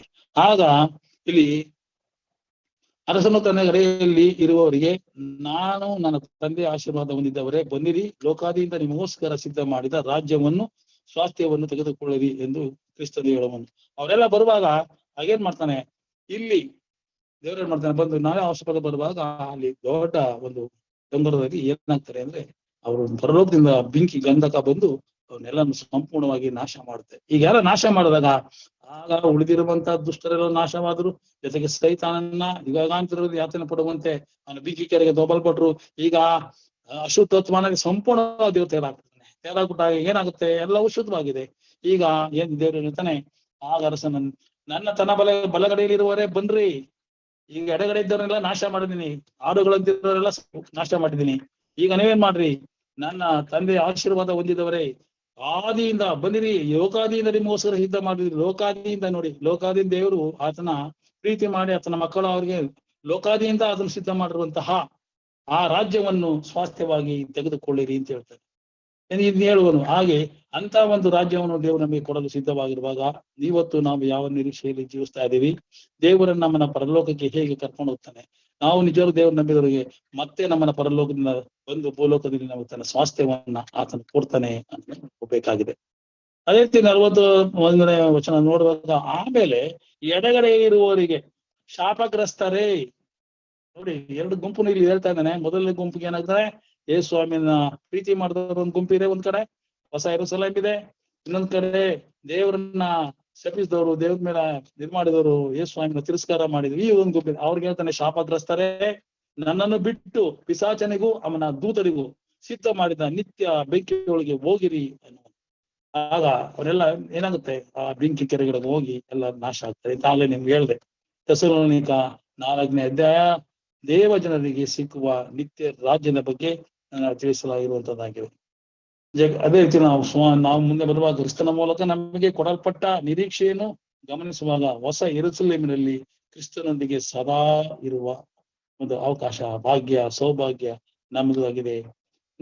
ಈಗ ನಾವು ಸಾವಿನ ಒಂದು ಕಷ್ಟ ಸಂಕಟ ಇರೋದಿಲ್ಲ. ಅಲ್ಲೇನಾಗುತ್ತೆ ಅಂದ್ರೆ ಮರಣ ಇರೋದಿಲ್ಲ. ಇದೆಲ್ಲವನ್ನು ನಾವು ಆ ಒಂದು ಲೋಕದಲ್ಲಿ ಅನುಭವಿಸ್ತೀವಿ. ಅದೇ ರೀತಿ ನೋಡುವಾಗ 12 ಮುತ್ತುಗಳಿಂದ ಶೃಂಗರಿಸಲ್ಪಟ್ಟ ಶುದ್ಧ ಶೋಷಿತ ಬಂಗಾರದ ನೆಲ, ಆ ಕ್ರಿಸ್ತನೇ ಅದಕ್ಕೆ ಬೆಳಕಾಗಿದ್ದಾನೆ. ಜೊತೆಗೆ ಅಲ್ಲಿ ದೇವಾಲಯ ಮುಚ್ಚೋದೇ ಇಲ್ಲ, ಅಲ್ಲಿ ರಾತ್ರಿ ಅಂತೂ ಇರೋದಿಲ್ಲ, ಬರೀ ಆಗಲೇ ಬೆಳಕಿರ್ತದೆ. ಜನಾಂಗಗಳ ವೈಭವವು ಘನವು ಅಲ್ಲಿ ಬರುವು. ಎಲ್ಲರೂ ಸಹ ಒಂದೇ ಸಮನಾಗಿರ್ತಾರೆ. ಒಬ್ಬರದ್ದು ಪರಸ್ಪರ ಪ್ರೀತಿ ಅನ್ನುತ್ತಿರ್ತದೆ. ಅಲ್ಲಿ ಹೊಟ್ಟೆ ಕಿಚ್ಚು, ಜಗಳ, ಮೋಸ, ದಗ, ವಂಚನೆಗಳೆಲ್ಲ ಆಗಲೇ ಎಲ್ಲ ನಾಶ ಆಗೋದ್ರು. ಅವನ್ನೆಲ್ಲ ತಯಾರಾಗ್ಬಿಟ್ಟು ದೇವರು ಈಗ ಯಾರು ಯೇಸು ಕ್ರಿಸ್ತನ ನಂಬಿ ಅವರು ಸೆಲೆಕ್ಟ್ ಆಗಿರ್ತಾರೆ. ಉದಾಹರಣೆ ಲೆಕ್ಕ ಹಾಕೊಳ್ಳಿ, ಪರಲೋಕ ರಾಜ್ಯಗಳ ಪ್ರವೇಶ ಮಾಡ್ಬೇಕಾದ್ರೆ ಸೈತಾನನು ಅಹಂಕಾರದಿಂದ ಪರಲೋಕದಲ್ಲಿ ಇದ್ದು ಅಷ್ಟು ದೇವರಿಗೆ ನೆರಳು ಕೊಡುವ ಕೆರೆಬೇವಾಗಿದ್ದು ಕೂಡ ಅವನು ಕ್ರಿಸ್ತನಲ್ಲಿ ಸ್ವಲ್ಪ ಅವನಲ್ಲಿ ಉಂಟಾದ ಒಂದು ಗರ್ವ ಇದೆಯಲ್ಲ, ಅಷ್ಟಕ್ಕೆ ಪರಲೋಕದಿಂದ ಬಂದ್ಬಿಟ್ಟ. ಈಗಿರ್ಬೇಕಾದ್ರೆ ನಾವು ಇಲ್ಲಿ ಗರ್ವ, ಅಹಂಕಾರ ಈ ಲೋಕದಲ್ಲಿ ನಾವು ಅದೆಲ್ಲ ಇಟ್ಕೊಂಡು ಪರಲೋಕ ಪ್ರವೇಶ ಮಾಡಕ್ ಸಾಧ್ಯವಾಗುತ್ತಾ? ಇದರ ಹೊಟ್ಟೆಕಿಟ್ಟು ಜಗಳ, ಮೋಸ, ದಗ, ವಂಚನೆ, ಇನ್ನೊಬ್ಬರನ್ನ ಪ್ರೀತಿ ಮಾಡಿ ದ್ವೇಷ ಮಾಡ್ಕೊಂಡು ಹೋಗಕ್ಕಾಗುತ್ತಾ? ಖಂಡಿತ ಹೋಗಲ್ಲ. ಅದೇ ಎಡಗಡೆ ಇರೋ ಕೂಲಿಗಳ ತರ, ಹಾಡುಗಳ ತರ ಆಗ್ಬಿಡ್ತೀವಿ. ಅದಕ್ಕೋಸ್ಕರ ಏನಪ್ಪ ಅಂದ್ರೆ, ನಾವು ಪ್ರತಿಯೊಂದನ್ನು ಸಹ ಪರಸ್ಪರ ಪ್ರೀತಿ ಅನ್ಯೋನ್ಯತೆಯನ್ನು ನಾವು ನೋಡಬೇಕು. ದೇವರ ಸಮಕ್ಷಮದಲ್ಲಿ ನಾವು ಏನಾಗಿರ್ಬೇಕು, ಯಾವಾಗಲೂ ಸಹ ಪ್ರಾರ್ಥನೆ ವಿಜ್ಞಾಪನೆಗಳ ಮೂಲಕ ನಾವು ಆ ಒಂದು ದೇವರು ನಮ್ಮ ನೇಮಿಸಿರುವಂತ ಅದ್ಭುತವಾದ ಆ ಒಂದು ರಾಜ್ಯಕ್ಕೆ ಸೇರುವಂತ ಅವಕಾಶ. ಅದೇ ರೀತಿ ನೂತನ ಭೂಮಿ ಆಕಾಶಗಳು ನಮ್ಗೆ ಕೊಡಲ್ಪಟ್ಟಿದೆ. ನಿಮ್ಗೆ ವಾಗ್ದಾನ ಮಾಡದ ರೀತಿಯಲ್ಲಿ ಎಲ್ಲವನ್ನು ಕೊಡುವೆನೋ ಎಂದ ರೀತಿಯಲ್ಲಿ ನಾವೇನ್ ಮಾಡುತ್ತೀವಿ, ಜನಾಂಗಗಳ ವೈಭವವು ಘನವೂ ಅಲ್ಲಿಗೆ ಬರುವು, ಅಲ್ಲಿ ನಾವಿರ್ತೇವೆ. ಅದರಲ್ಲಿ ಒಲೆಯಾದದ್ದು ಸೇರುವುದಿಲ್ಲ, ಯಾವುದು ಒಲೆಯಾದದ್ದು ಸೇರುವುದಿಲ್ಲ. ಅಸಹ್ಯವಾದದ್ದು ಸುಳ್ಳಾಡುವುದನ್ನು ನಾವು ಅಲ್ಲಿ ನಡೆಸುವವರು ಒಬ್ಬರು ಕೂಡ ಸೇರೋದಿಲ್ಲ. ಸುಳ್ಳಂದ್ರೆ ಸೈತಾನದಿಂದ ಬರುವಂತದ್ದು, ಅವನೇ ಪ್ರಾರಂಭ ಮಾಡಿದ್ದು, ಅದು ಯಾವ್ದು ಸೇರಿಲ್ಲ. ಅಸತ್ಯವಾದದ್ದು, ಸುಳ್ಳಾಡುವುದು ಒಂದು ಅಲ್ಲಿ ಸೇರೋದಿಲ್ಲ. ಈ ಕಾರಣದಿಂದ ಯಜ್ಞದ ಕುರಿ ಆತನು ನಮ್ಗೇನಾಗಿದ್ದಾನೆ, ಅಲ್ಲಿ ಜೀವ ಸ್ವರೂಪನಾಗಿ ನಮ್ಗಿರ್ತಾನೆ. ಆತನ ಬೆಳಕು ನಮಗಿರ್ತದೆ. ಆತನ ಹೆಸರು ಪ್ರತಿಯೊಬ್ಬರ ಹೆಸರು ಅಲ್ಲಿ ಬರೆಯಲ್ಪಟ್ಟಿದೆ. ಅವ್ರು ಮಾತ್ರ ಯಾರ ಹೆಸರಲ್ಲಿ ಬರೆಯಲ್ಪಟ್ಟಿದೆ, ಯಾರ ಹೆಸರಿಗೂ ಬಾಧ್ಯರ ಪಟ್ಟಿಯಲ್ಲಿ ಬರೆಯಲ್ಪಟ್ಟಿದೆ. ಮತ್ತೆ ಈ ಪ್ರಕರಣ 20 ನೋಡುವಾಗ ಯಾರ ಹೆಸರು ಜೀವ ಬಾಧ್ಯರ ಪಟ್ಟಿ ಬರೆಯಿದ್ದು ಅವರೆಲ್ಲರೂ ಸಹ ನಿತ್ಯ ರಾಜ್ಯಕ್ಕೆ ಮೇಲ್ಪಟ್ರು. ಯಾರು ಬರ್ಲಿಲ್ವೋ ಅವರು ಅಗ್ನಿ ನರಕಕ್ಕೆ ಅಲ್ಲಿರುವಂತಹ ಕೆರೆಗೆ ದೊಬ್ಬಲ್ಪಟ್ರು ನೋಡ್ತೀವಿ. ಅದೇ ರೀತಿ ಅವರೆಲ್ಲ ಹೊರಟೋಗಿರ್ತಾರೆ. ಈ ಶುದ್ಧವಾದ ಲೋಕದಲ್ಲಿ ಬರೀ ಶುದ್ಧವಾದ ಜನರು, ನಂಬಿದವಸ್ತರು ಅಲ್ಲಿ ಸೇರುವರು ಅವರೆಲ್ಲ ಇರ್ತಾರೆ ಅಂತ ನೋಡಬಹುದು. ಸಹೋದರೇ, ನಾವು ಈ ಒಂದು ವಾಕ್ಯಗಳನ್ನ ನಾವು ಗಮನಿಸುವಾಗ ಕ್ರೈಸ್ತರಾದ ನಮಗೆ ವಿಶೇಷವಾದ ಸ್ಥಾನಮಾನಗಳು ಪರಲೋಕದಲ್ಲಿ ಇದೆ. ಆ ಸ್ಥಾನಮಾನಕ್ಕೆ ನಾವು ಇದನ್ನು ನೋಡಬೇಕು. ಕೇವಲ ನಾವು ಇದನ್ನೆಲ್ಲ ಏನೋ ಒಂದು ಕಥೆ ಅಥವಾ ಏನೋ ಅಂತ ರೀತಿಯಲ್ಲಿ ತಿಳ್ಕೊಂಡು ನಮ್ಮ ನಂಬಿಕೆಯಲ್ಲಿ ಕುಂದೋಗ್ಬಾರ್ದು.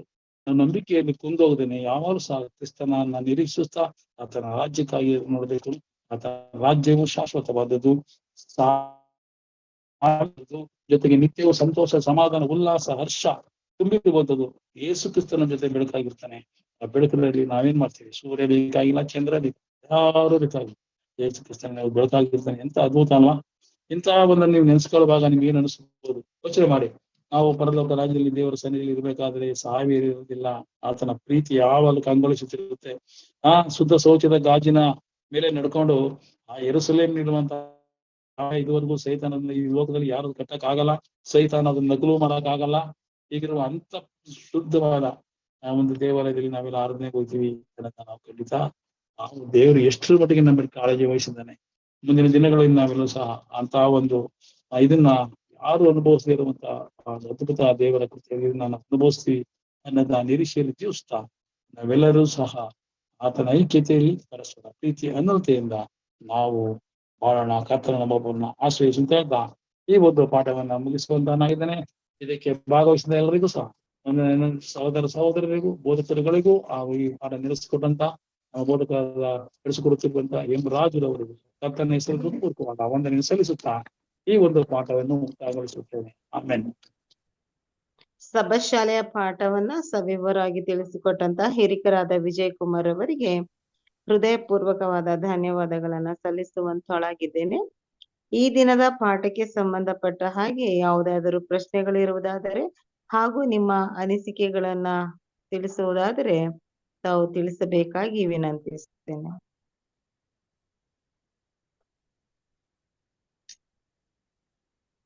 ಯಾವುದೇ ಪ್ರಶ್ನೆಗಳಿಲ್ಲದ ಪಕ್ಷದಲ್ಲಿ ನಾವು ಪ್ರಾರ್ಥನೆ ವಿಭಾಗಕ್ಕೆ ತೆರಳುವ.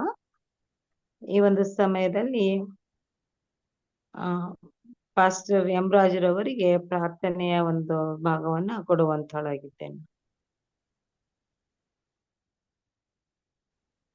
ಓಕೆ, ಪ್ರಾರ್ಥನೆ ವಿಜ್ಞಾಪನೆಗಳಿದ್ರೆ ಈ ಸಮಯದಲ್ಲಿ ತಿಳಿಸಬೇಕೆಂಬ ಕೇಳ್ಕೊಳ್ತೇನೆ. ನಾಳೆ ಜೇಕಬ್ ಸರ್ದು ಫ್ಯೂನರಲ್ ಇದೆ, ಅದಕ್ಕೋಸ್ಕರ ಪ್ರಾರ್ಥನೆ ಮಾಡಿ ಲೌರಿನಲ್ಲಿ. ಓಕೆ, 10 ಗಂಟೆಗೆ. ಸರ್ ನಮಸ್ಕಾರ. ಸರ್ ನಮಸ್ಕಾರಮ್ಮ. ಸರ್ ನಮ್ಮ ಮಗಳಿಗೋಸ್ಕರ ಪ್ರೇಯರ್ ಮಾಡ್ರಿ ಸರ್. ದಿಹಾ ಅಂತ ಹೇಳಿ ಸರ್. ದೇಹ. ಹೌದು ಸರ್. ಓಕೆ, ಅವಳಿಗೋಸ್ಕರ ಪ್ರಾರ್ಥನೆ ಮಾಡೋಣ. ಕ್ರಿಸ್ಟಫರ್ ಸಾಲಮನ್ ಏನಾಗಿದೆ? ಕ್ರಿಸ್ಟಫರ್ ಸಾಮ್ವೆಲ್ ಅವ್ರಿಗೆ ಕೋಲ್ಡ್, ಕಾಫ್, ಫೀವರ್. ಸಾಮ್ಯಲ್ ಕ್ರಿಸ್ಟಫರ್ ತಾನೆ? ನಮ್ಮ ಮನೆಗೆ KP ರವಿ ಅವ್ರಿಗೋಸ್ಕರ ಪ್ರಾರ್ಥನೆ ಮಾಡೋಣ. ಚಾಟ್ಸ್ ಅಲ್ಲಿ ಹಾಕ್ತಾ ಇದ್ದೇನೆ, ಮಾಡ್ತಾ ಇರಿ.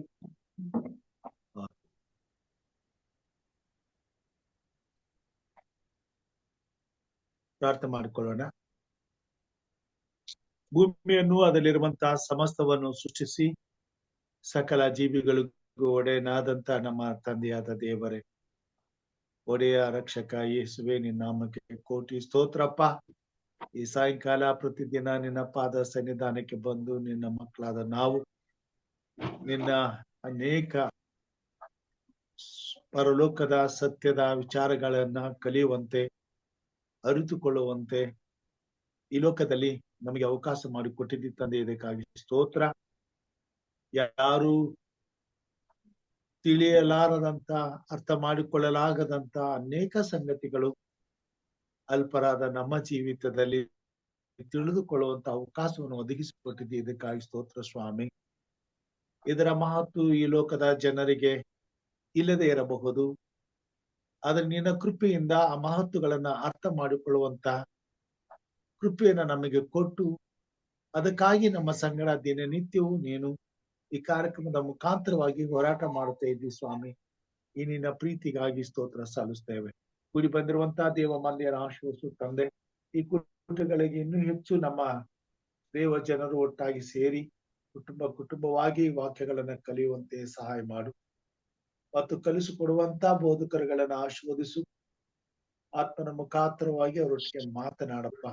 ವಿಶೇಷವಾಗಿ ವಿಜಯ್ ಕುಮಾರ್ ಸರ್ ಅವ್ರ ಜೊತೆ ಮಾತನಾಡೋದಕ್ಕಾಗಿ ಸ್ತೋತ್ರ.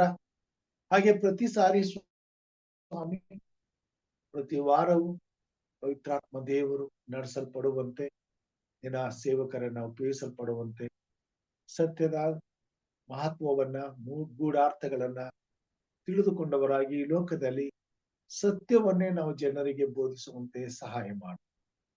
ಸಭೆಯಾಗಿ ಕೂಡಿ ಬರುವಾಗ ಸತ್ಯವು ನಮ್ಮನ್ನ ನಡೆಸುವಂತೆ ಸಹಾಯ ಮಾಡು. ಒಬ್ಬರನ್ನೊಬ್ಬರು ಸತ್ಯವನ್ನ ಅರಿತವರಾಗಿ ಸತ್ಯಕ್ಕೆ ತಕ್ಕ ಹಾಗೆ ಸ್ವಾಮಿ ನಿನ್ನನ್ನು ಪ್ರೀತಿಸುವುದು ಮಾತ್ರವಲ್ಲದೆ ನಿನ್ನ ರಾಜ್ಯಕ್ಕೆ ಸಿದ್ಧರಾಗುವಂತೆ ಕಾರ್ಯ ಮಾಡು. ಈಗ ಸ್ವಾಮಿ ಅನೇಕರು ಪ್ರಾರ್ಥನೆ ವಿಜ್ಞಾಪನೆಗಳನ್ನ ಕೇಳಿಕೊಂಡಿರುವಾಗ ಸ್ವಾಮಿ ನಿನ್ನಲ್ಲಿ ಪ್ರಾರ್ಥಿಸ್ತೇವೆ. ವಿಶೇಷವಾಗಿ ಕರ್ತನೆ ಸ್ವಾಮಿ ಕೃಷ್ಣಪ್ಪರವ್ರಿಗೋಸ್ಕರ ಪ್ರಾರ್ಥನೆ, ಅವರನ್ನ ಮುಟ್ಟಪ್ಪ. ಅವ್ರಿಗೆ ಜ್ವರ ಮತ್ತು ನೆಗಡಿ ಕೆಮ್ಮು ಇದೆ, ಅದನ್ನ ನೀನು ಮುಟ್ಟಿ ಸ್ವಸ್ಥಪಡಿಸಿ ಆರೋಗ್ಯದಿಂದ ತುಂಬಿಸು. ಈ ಮಳೆಗಾಲದಲ್ಲಿ ಬರುವಂತ ಈ ತಾಪತ್ರಯಗಳಿಂದ ಎಲ್ಲಾ ನಿನ್ನ ಮಕ್ಕಳನ್ನ ಕಾಪಾಡು ಸ್ವಾಮಿ. ಕೇಡಿನಿಂದ ತಪ್ಪಿಸು, ಆರೋಗ್ಯ ಕೊಡು, ಕ್ಷೇಮ ಕೊಡು, ಸಮಾಧಾನ ಕೊಡು, ಸುರಕ್ಷತೆ ಕೊಡು. ಅವ್ರು ಬೇಗನೆ ಚೇತರಿಸಿಕೊಂಡು ನಿನ್ನ ಸೇವೆಯಲ್ಲಿ ಕುಟುಂಬ ಮಕ್ಕಳೊಟ್ಟಿಗೆ ತಮ್ಮನ್ನ ಒಪ್ಪಿಸಿಕೊಡುವಂತೆ ಸಹಾಯ ಮಾಡು. ವಿಶೇಷವಾಗಿ KP ರವಿಯವರಿಗೋಸ್ಕರ ಪ್ರಾರ್ಥನೆ ಸ್ವಾಮಿ. ಅವರ ಕುಟುಂಬದ ನಾಯಕ ನೀನಾಗಿರು. ಅವ್ರು ನಿನ್ನ ಮೇಲೆ ನಿರೀಕ್ಷೆ ಇಟ್ಟಿದ್ದಾರೆ, ಭರವಸೆ ಇಟ್ಟಿದ್ದಾರೆ. ನೀನು ಯಾರು ಎಂದನ್ನು ಅಸಮನ್ಯ ಪಡಿಸುವುದು. ನಿನ್ನ ಕೃಪೆಯ ಮಗನ ಮೇಲಿರಲಿ ಸ್ವಾಮಿ. ಆತನ ನಿರೀಕ್ಷೆಗೆ ಸದುತ್ತರವನ್ನ ದಯಪಾಲಿಸು. ನನ್ನ ಭರವಸೆಗಳನ್ನ ನೀನು ಈಡೇರಿಸು ಸ್ವಾಮಿ. ನೀನು ಆಧಾರವಾಗಿದ್ದು ಆತನ ಭವಿಷ್ಯವನ್ನ ಕುಟುಂಬ ಮಕ್ಕಳನ್ನ ಆಶೀರ್ವದಿಸಿ ನಿನ್ನ ಪ್ರೀತಿ, ಕೃಪೆ, ದಯೆ, ಕರುಣೆಗಳೆಂಬ ಕಿರೀಟದಿಂದ ಶೃಂಗರಿಸಿ ಕುಟುಂಬದಲ್ಲಿ ಅನ್ಯೋನ್ಯತೆಯನ್ನು ಅವರು ಹೊಂದಿದವರಾಗಿ ನಿನ್ನ ಪರಿಶುದ್ಧಾತ್ಮನ ಬಲದಿಂದ, ಪ್ರೀತಿ, ಸಂತೋಷದಿಂದ ನಿನ್ನನ್ನು ಆರಾಧಿಸುವಂತೆ ಕಾರ್ಯ ಮಾಡು. ಇರುವಂತ ಎಲ್ಲ ಸಮಸ್ಯೆಗಳನ್ನ ಪರಿಹರಿಸು ತಂದೆ. ದುಡಿಯುವಂತರ ಕೈಗಳನ್ನ ಬಲಪಡಿಸು. ಮಾಡುವಂತ ಕೆಲಸ ಕಾರ್ಯಗಳನ್ನ ಆಸ್ವಾದಿಸು, ಅಭಿವೃದ್ಧಿ ಪಡಿಸು. ಜಯ ಕೊಡು. ಉತ್ತಮವಾದಂತಹ ಕೆಲಸ ಕಾರ್ಯಗಳು ಒದಗಿ ಬರುವಂತೆ ಸಹಾಯ ಮಾಡು. ಜೊತೆಯಾಗಿ ನಿನ್ನ ಸೇವೆಯಲ್ಲಿ ನಿನ್ನನ್ನು ಘನಪಡಿಸಲು, ನಿನ್ನ ವಾಕ್ಯದಲ್ಲಿ ಬೆಳೆಯಲು ಅವ್ರನ್ನ ಇನ್ನೂ ಹೆಚ್ಚಿನ ರೀತಿಯಲ್ಲಿ ಆಶ್ವಾಸಿಕೊಟ್ಟಂತ ಹೆಣ್ಣು ಮಕ್ಕಳುಗಳನ್ನ ಆಶ್ವಾಸ ಸ್ವಾಮಿ. ಅವರ ಭವಿಷ್ಯವನ್ನು ರೂಪಿಸು. ಮಕ್ಕಳು ವಿದ್ಯಾವಂತರಾಗುವಂತೆ, ಬುದ್ಧಿವಂತರಾಗುವಂತೆ, ನಿನ್ನನ್ನು ಘನಪಡಿಸುವ ಮಕ್ಕಳಾಗಿ ಬೆಳೆಯುವಂತೆ ಸಹಾಯ ಮಾಡು. ಅವರ ಭವಿಷ್ಯವನ್ನು ನಿರೂಪಿಸು ಸ್ವಾಮಿ. ವಿಶೇಷವಾಗಿ ಕರ್ತನೆ ಈ ಸಮಯದಲ್ಲಿ ಕರ್ತನೆ ಜಾನ್ ಡೇವಿಡ್ ಅವರು ಪ್ರಾರ್ಥನೆ, ಅವ್ರನ್ನ ಮುಟ್ಟಪ್ಪ, ಗುಣಪಡಿಸು, ಆರೋಗ್ಯದಿಂದ ತುಂಬಿಸು. ಅವ್ರ ಕಣ್ಣು ಸಂಪೂರ್ಣವಾಗಿ ವಾಸಿ ಆಗುವಂತೆ ಸಹಾಯ ಮಾಡು. ಅವರ ಪತ್ನಿ ನ್ಯಾನ್ಸಿ ಅವ್ರಿಗೋಸ್ಕರ ಪ್ರಾರ್ಥನೆ ಸ್ವಾಮಿ. ಅವ್ರನ್ನ ಮುಟ್ಟಿದಿ, ಗುಣಪಡಿಸಿದಿ, ಇದಕ್ಕಾಗಿ ಸ್ತೋತ್ರ. ಅವ್ರನ್ನ ಸಂಪೂರ್ಣವಾಗಿ ವಾಸಿ ಮಾಡು.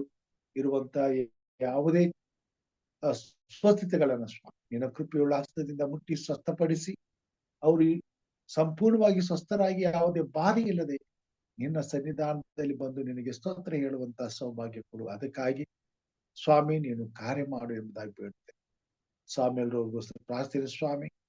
ಈ ಸಾಮೇಲೆ ಅವ್ರನ್ನ ನೀನು ಗುಣಪಡಿಸ್ಕಾಯಿ ಸ್ತೋತ್ರ. ಇನ್ನು ಹೆಚ್ಚಿನ ಆರೋಗ್ಯದಿಂದ ತುಂಬಿಸಿ ನೀತಿ ಪ್ರಸನ್ನ ಕುಮಾರ್ ಅವ್ರನ್ನ ಮುಟ್ಟಪ್ಪ. ಅವರಿಗೆ ಸ್ವಸ್ಥತೆ ಕೊಡು, ಆರೋಗ್ಯ ಕೊಡು, ಕ್ಷೇಮ ಕೊಡು. ಅವ್ರಿಗಿರುವಂತಹ ಪರಿಸ್ಥಿತಿಯಿಂದ ಸ್ವಾಮಿ ಅವ್ರನ್ನ ಎಚ್ಚರಪಡಿಸು, ಬಲಪಡಿಸು. ಅವ್ರು ಪರಿಪೂರ್ಣವಾಗಿ ಸ್ವಸ್ಥ ಚಿತ್ತರಾಗಿ ಎದ್ದು ಸಮಾಧಾನದಿಂದ ಕುಟುಂಬ ಮಕ್ಕಳೊಟ್ಟಿಗೆ ನಿನ್ನನ್ನು ಕೊಂಡಾಡುವಂತೆ, ನಡೆದಾಡುವಂತೆ, ಎಲ್ಲಾ ವಿಷಯದಲ್ಲಿ ಕೆಲಸ ಕಾರ್ಯಗಳಲ್ಲಿ ಸ್ವಾಮಿ ಅವರು ಕಾರ್ಯ ಮಾಡ್ಲಿಕ್ಕಾಗುವಂತಹ ಶಕ್ತಿಯನ್ನ ಕೊಟ್ಟು ಅವ್ರ ಕೈ ಕಾಲುಗಳನ್ನ ನೀನು ಬಲಪಡಿಸಬೇಕೆಂದು ಬೇಡ್ತೇನೆ ಸ್ವಾಮಿ. ಸುಬ್ಬರಾಜ್ ಅವ್ರಿಗೂ ಪ್ರಾರ್ಥನೆ ಸ್ವಾಮಿ. ಸುಬ್ಬ ಅವ್ರನ್ನ ಮುಟ್ಟಪ್ಪ. ಅವ್ರನ್ನ ಗುಣಪಡಿಸು, ಆರೋಗ್ಯ ಕೊಡು, ಬಲ ಕೊಡು. ಅವ್ರನ್ನ ಸ್ವಸ್ಥಪಡಿಸು. ನಿನಗೆ ಅಸಾಧ್ಯವಾದದ್ದು ಯಾವುದೂ ಇಲ್ಲ. ಪರಿಪೂರ್ಣವಾದ ಆರೋಗ್ಯದಿಂದ ತುಂಬಿಸಿ ಅವ್ರು ಎದ್ದು ನಿನಗೆ ಕೃತಜ್ಞತೆಯನ್ನು ಸಲ್ಲಿಸುವಂತ ಸ್ವಾಮಿ. ಸುಸನ್ ಮಾರ್ಟಿನ್ ಅವ್ರಿಗೋಸ್ಕರ ಪ್ರಾರ್ಥನೆ. ಅವರ ಕಣ್ಣನ್ನ ವಾಸಿ ಮಾಡಿಸುವ, ಪರಿಪೂರ್ಣತ ಆರೋಗ್ಯ ಕೊಟ್ಟಲ್ಲ ಕೊಡ್ತ ನೀಸಿಕೆಯನ್ನು ತಪ್ಪಿಸಿ ಕಾಪಾಡ ರಾಜ. ವಿಶೇಷವಾಗಿ ಸ್ವಾಮಿ ನಾಳೆ ಕರ್ತನೆ ಸಹೋದರ ಜೇಕಬ್ ಭಾಗ್ಯನ್ ಅವರ ಒಂದು ಸಂಸ್ಕಾರ ನಡೀತಾ ಇದೆ ಸ್ವಾಮಿ. ಅಂತ ಕ್ರಿಯೆಗಾಗಿ ಎಲ್ಲ ಸುರಕ್ಷತೆಯನ್ನು ಕೊಡು. ಅವರ ಕುಟುಂಬವನ್ನ ಸಮಾಧಾನ ಪಡಿಸು, ಧೈರ್ಯ ಪಡಿಸು, ಬಲಪಡಿಸು. ನಾಳೆ ನಡತಕ್ಕಂಥ ಒಂದು ಕಾರ್ಯದಲ್ಲಿ ಭಾಗವಹಿಸುವಂತ ಎಲ್ಲ ಆತ್ಮಗಳನ್ನ ಆಶೀರ್ವದಿಸು. ಅವತ್ತು ಅಂತ್ಯಕ್ರಿಯೆ ಆಶೀರ್ವಾದದಾಯಕವಾಗಿ ನಡೆದು ಆ ಮಗನಿಗೆ ಸ್ವಾಮಿ ಅಂತ್ಯ ಸಂಸ್ಕಾರವು ನಿನ್ನ ನಾಮದ ಘನತೆ ಗೌರವಕ್ಕೆ ತಕ್ಕಂತೆ ಆ ಸಂಸ್ಕಾರ ನಡೆಯುವಂತೆ ಸಹಾಯ ಮಾಡು.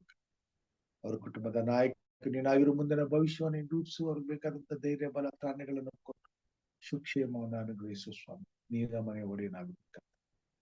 ದುಃಖ ತಪ್ತರಾಗಿರತಕ್ಕಂತ ಕುಟುಂಬಗಳನ್ನ ನೀನು ಸಂಧಿಸಿ, ಅವರ ಸಂತೈಸಿ, ಅವ್ರನ್ನ ಬಲಪಡಿಸಿ, ಆರೋಗ್ಯದಿಂದ ತುಂಬಿಸಿ ಕಾಪಾಡು. ಅಸ್ವಸ್ಥರಾಗಿರ್ತಕ್ಕಂಥ ಪ್ರತಿಯೊಬ್ಬರನ್ನು ನೀನು ಮುಟ್ಟಿ ಸ್ವಸ್ಥಪಡಿಸಿ ಆರೋಗ್ಯದಿಂದ ತುಂಬಿಸು. ಈ ಕೂಟಗಳಲ್ಲಿ ಬರುವಂತ ಪ್ರತಿಯೊಬ್ಬ ದೇವರ ಮಕ್ಕಳನ್ನ ಆಶ್ವಾಸು ಸ್ವಾಮಿ. ವಿಶೇಷವಾಗಿ ಕರ್ತನೆ ಡೇವಿಡ್ ಅವ್ರಿಗೋಸ್ಕರ ಪ್ರಾರ್ಥನೆ, ಅವ್ರ ಮಗಳು ಸ್ವಾಮಿ ದೇಹಗೋಸ್ಕರ ಪ್ರಾರ್ಥನೆ, ಮಗಳನ್ನು ಮುಟ್ಟಪ್ಪ ಗುಣಪಡಿಸು, ಆರೋಗ್ಯ ಕೊಡು, ಬಲ ಕೊಡು, ಸಮಾಧಾನ ಕೊಡು. ಮಗಳು ಯಾವುದೇ ಬಾಧೆ ಇಲ್ಲದೆ ಸಂಪೂರ್ಣವಾದ ಸ್ವಸ್ಥತೆಯಿಂದ ಎಲ್ಲಾ ವಿಷಯದಲ್ಲಿ ಅಭಿವೃದ್ಧಿ ಹೊಂದುವಂತೆ ಸಹಾಯ ಮಾಡುವಂತ ಕೆಲಸ ಕಾರ್ಯಗಳು ನೀನು ಸ್ವಾಮಿ. ಜಾನ್ಸನ್ ಅವ್ರಿಗೋಸ್ಕರ ಪ್ರಾರ್ಥನೆ ಸ್ವಾಮಿ, ಅವ್ರ ಕುಟುಂಬ ಮಕ್ಕಳನ್ನ ಆಶಿಸು, ಆರೋಗ್ಯದಿಂದ ತುಂಬಿಸು, ಎಲ್ಲ ಸಮಸ್ಯೆಗಳನ್ನು ಪರಿಹರಿಸು, ನಿನ್ನ ಸೇವೆಯಲ್ಲಿ ಅವನು ಉಪಯೋಗಿಸುವ ಸ್ವಾಮಿ. ಸಹೋದರಿ ಸವಿತಾಗೋಸ್ಕರ ಪ್ರಾರ್ಥನೆ ಸ್ವಾಮಿ, ಮಗಳನ್ನು ಬಲಪಡಿಸು, ಆರೋಗ್ಯದಿಂದ ತುಂಬಿಸಿ, ಎಲ್ಲ ಕೆಲಸಗಳು ಜಯ ಕೊಡು, ಮಾಡಬೇಕಾದ ಕೆಲಸ ಕಾರ್ಯಗಳಲ್ಲಿ ನಿನ್ನ ಆತ್ಮನ ನಡೆಸೋಕೆ ಕೊಟ್ಟು, ಮಗಳನ್ನು ಎಲ್ಲಾ ವಿಷಯದಲ್ಲಿ ಬಲಪಡಿಸಿ ನಿನ್ನ ನಮ್ದು ಗಂಟಿಗಾಗಿ ಉಪಯೋಗಿಸುವ ಸ್ವಾಮಿ.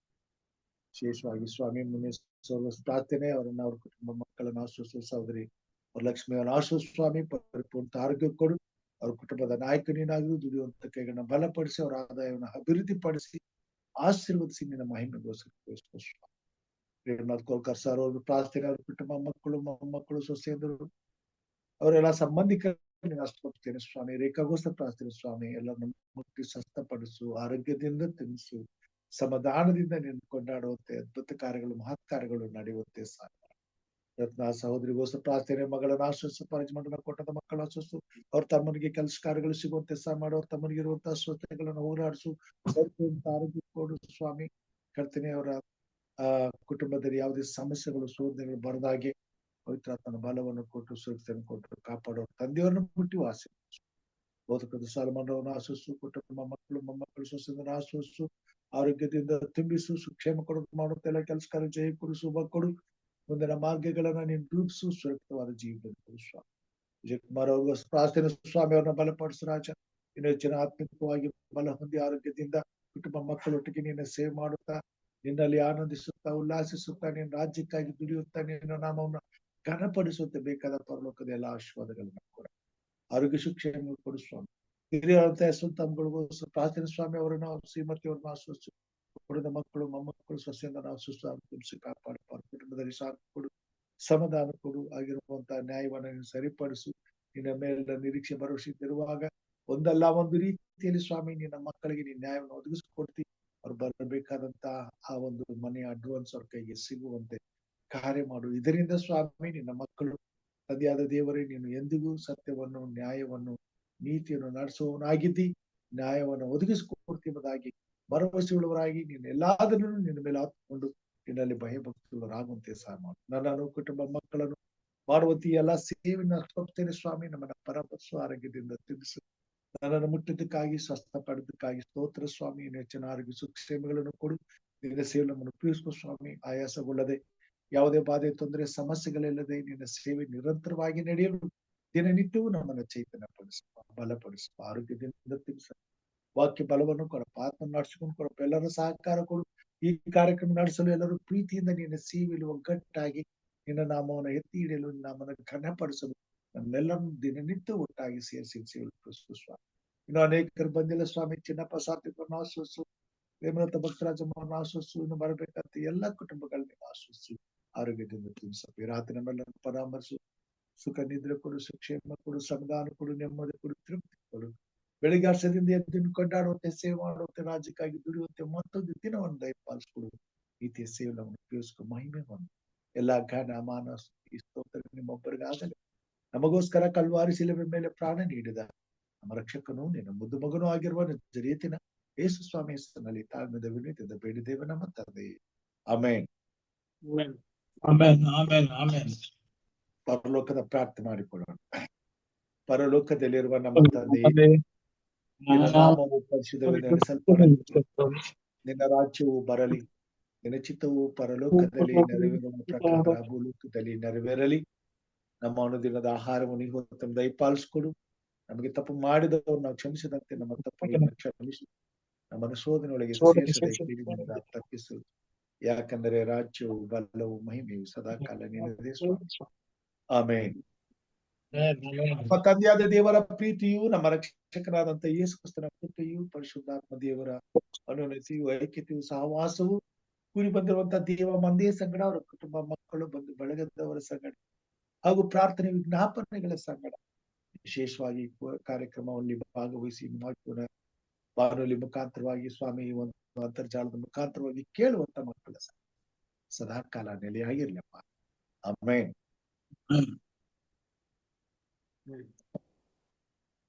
Praise the Lord.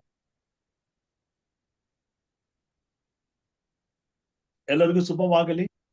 ವಿಶೇಷವಾಗಿ ಈ ಕಾರ್ಯಕ್ರಮದಲ್ಲಿ ಆರಂಭದ ಪ್ರಾರ್ಥನೆ ಮಾಡಿದಂತಹ ಹಿರಿಯರಿಗೆ ಮತ್ತು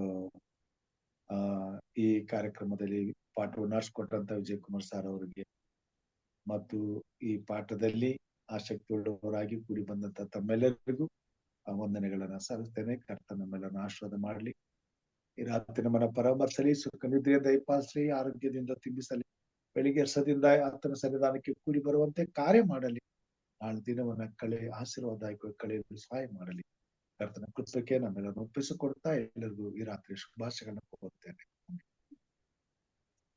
Thank you, Pastor. Thank you. Thank you, sir. Uncle.